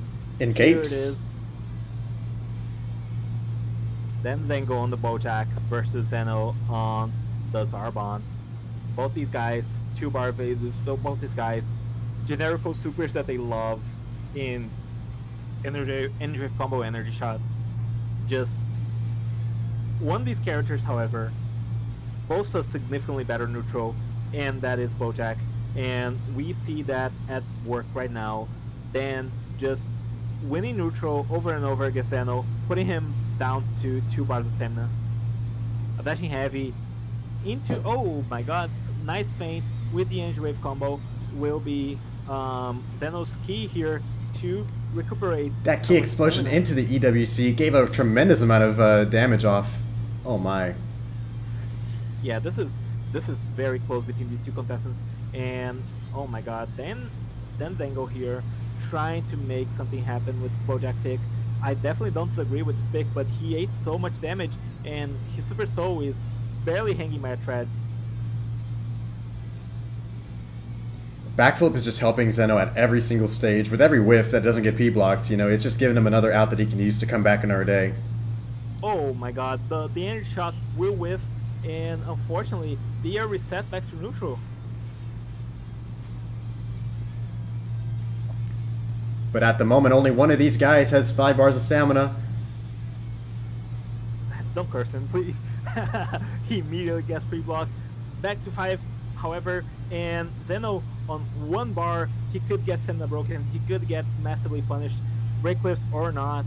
Both guys at stamina amounts right now, and just trying their best to make something happen right now. Oh, will get grabbed off the reverse burst dash. Will not follow up, however, the grab too far away from the wall is Zeno, and oh, very nice damage with the, god, what's the name of that move? Psycho Barrier, I think.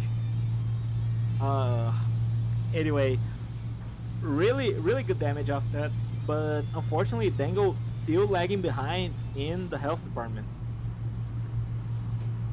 Still looking for those very crucial neutral wins, trying not to catch those irritating little pass boosted Energy Wave combos. This is a nail biter, and this one is for all the marbles. Whoever wins here will be advancing to grand finals. Now able to block the Psycho Barrier and answer it immediately. That was so much stamina damage, actually.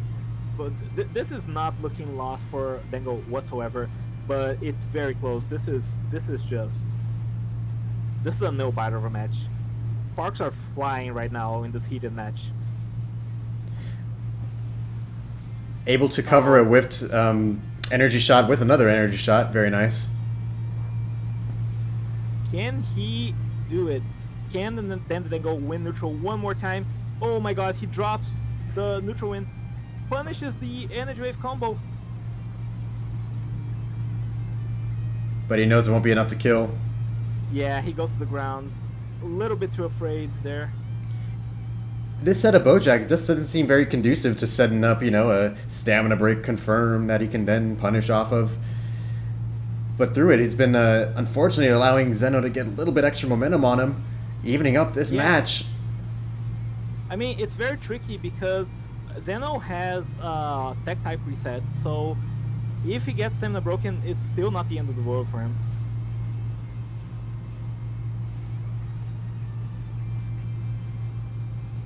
Oh, almost punishes the grab, forces 2-bar evasive. This match could go to timeout. Holy shit, we have less than a minute left. It appears that Zeno knows that too, choosing to kind of stay at an arm's length to Dango. But will it truly come to that, percentage-wise? Oh my god, it's looking so tough. I think neither player fully knows who has the concrete health lead, but now it's definitely Dango with that grab. Oh my god. He does not have enough ki to pester Dango. Oh my god. This is it. Then the Dango finishes the combo off and will advance to Grand Finals. Oh my goodness. Oh my, what a... there goes our battle. Wow. What a fantastic match between these two players. Zeno can hold his head high. That was a fantastic display of the universe there. If you weren't on the edge of your seat watching this, then you weren't watching at all. Yeah, I know, right? That was... oh my god. Alright. It is time. After that exhausting set of losers finals, Dango has now the opportunity to face against Felix in another best of 5 set. This is gonna be a match of endurance, and should he win, he's looking at a bracket reset. This is gonna be a true testament of consistency in Xenoverse 2. Let's see who's gonna come out on top in this battle for Britain. That's a very funny way of saying that, but yeah.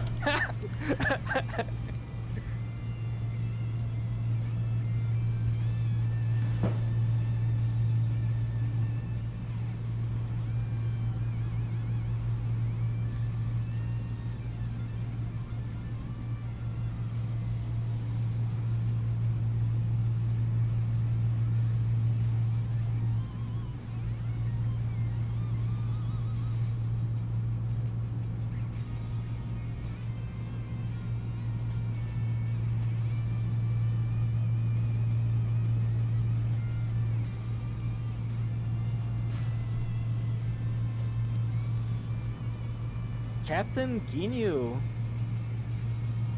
The captain will demonstrate the thrill of battle. Here we are. Bojack versus Captain Ginyu. Let's see who will come out on top.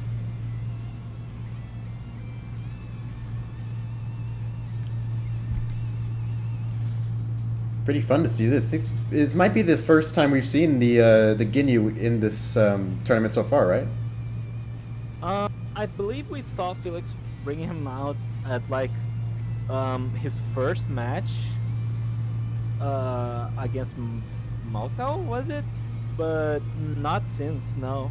So yeah, this is a very fun Ginyu preset, and let's see if he's gonna be able to really show this character like. Oh, fun fact! Even like Felix is responsible for this preset. He made a preset based on Ginyu having the Ginyu Forces moves. He has Crusher Ball, he has Mac Punch, Raccoon Kick, all that stuff, and he's been using it excellently. Oh my goodness, even the colors of his outfit are based on all the other members. Oh my god, maybe you're right, holy. You can tell he's very comfortable on the ground. That is a very damaging jumping attack. Felix is just masterful at the jumping attacks. He's just so hard to approach when he's doing them, and he just knows the basis of those jump attack loops. Oh, he was predicting the burst, so he drops his combo. Oh, but with the back hit. Oh. and the following Yeah. string. Yeah. This was a very clear win here by Felix, but it's not over yet. He has yet to win grand finals. Let's see if Dango can bounce back. Maybe with a character swap, maybe with just better play. It remains to be seen how he's gonna answer this Captain Ginyu.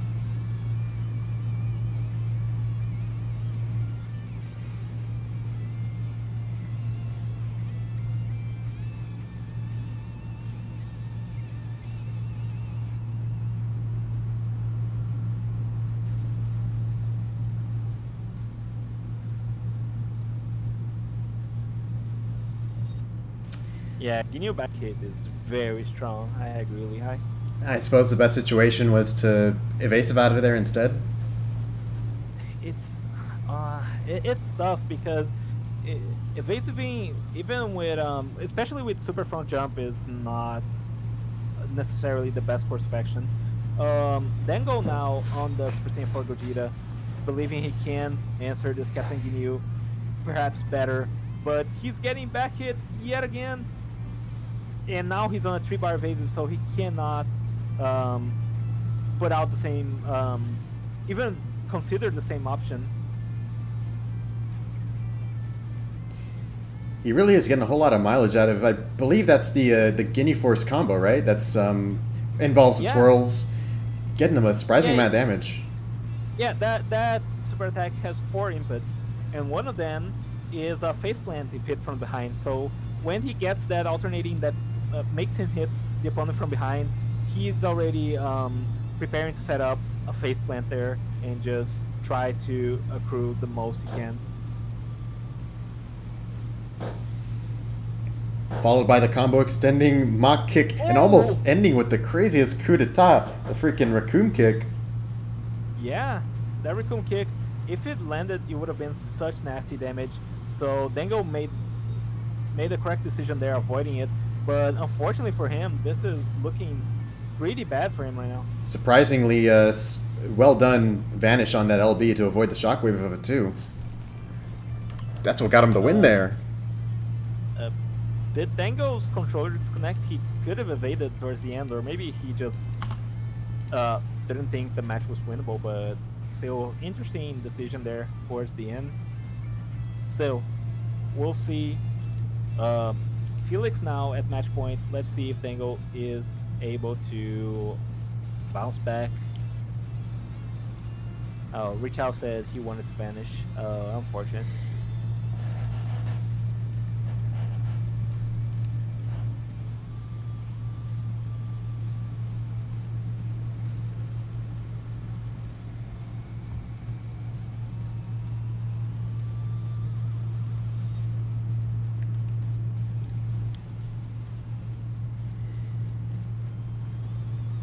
Okay, I guess things are good. Here we are going into game 3. We could be staring the end of this tournament in the face here. That'll all depend on whether Dango's able to bring out the craziest reverse 3-0. Yeah, he has to go for a serious reverse sweep to even stand a chance here. He is going for that Super Saiyan God Goku. Very interesting character pick. Not the worst, but definitely some struggles. Definitely working with 3-bar evasive, not the greatest stat line ever, but with a neutral that can definitely show up Captain Ginyu's. And already he's putting it to good work, answering Felix step after step with his incredible standing, as well as his shuffling with that keystone of his. Yeah, very, very true. Oh, Felix overpredicted, drops his combo again, and he's gonna get punished for it. With the beautiful Super Kame. Or Kaioken Kame, but yeah, and he's gonna be forced to limit burst there. Wasted his Super Soul effect as well. This is a great winning position here for Dango, should he be able to remain in a decent neutral situation.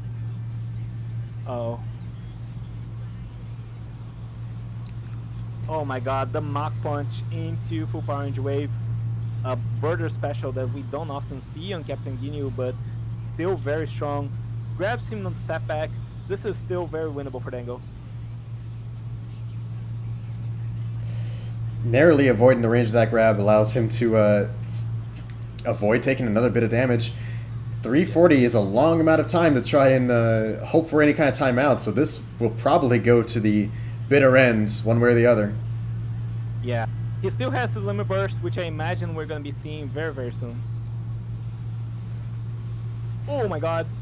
Stamina break. Felix got a little too excited with that. Oh, the Riot Javelin. Let's go. Very Felix, stylish. Ambitious full power orange wave there. Gets punished by then the Dango. Giving him the first point in the set. The series not over yet. Then now stuck on that Super Saiyan God Goku, but what a great performance on the God Goku. He was the first character that Dango was like, I'm running this character. He was very excited about this God Fu preset, and he put it to good use. It's just fantastic play there by him.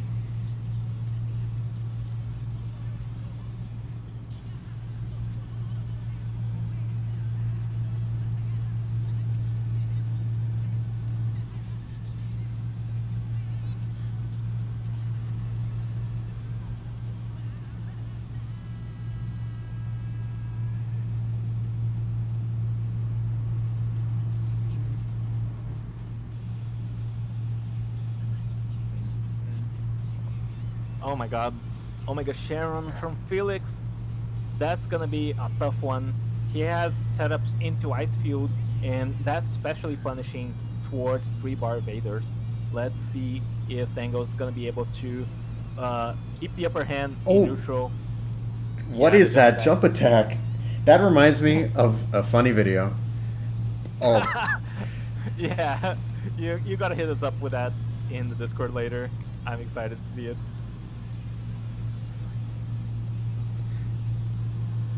Oh my god, those... You're not low HP yet, buddy.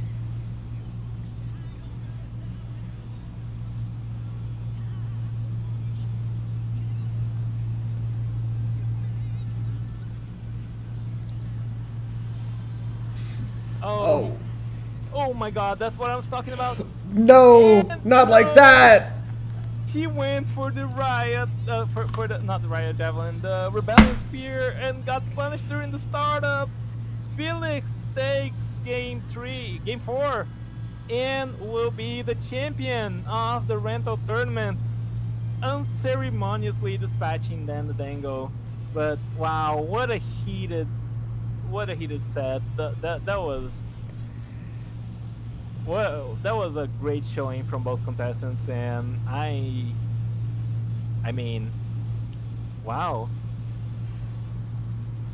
In any case, what a tournament, am I right? Yeah, dude, that result was so sudden that even took down challenge. I can't update the brackets anymore.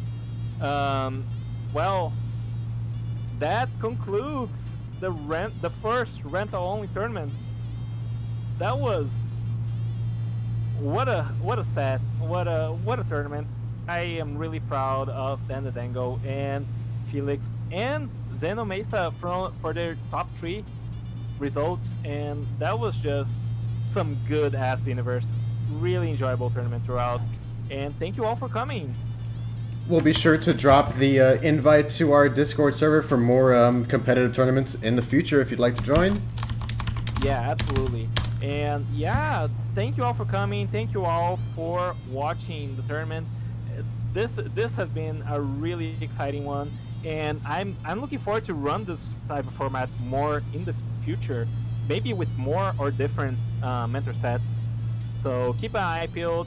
And next week we have the 23rd Tenkaichi Budokai. Keep an eye out as the week goes on. We're gonna have an announcement for you very, very soon. Thank you all for coming. See ya. See ya.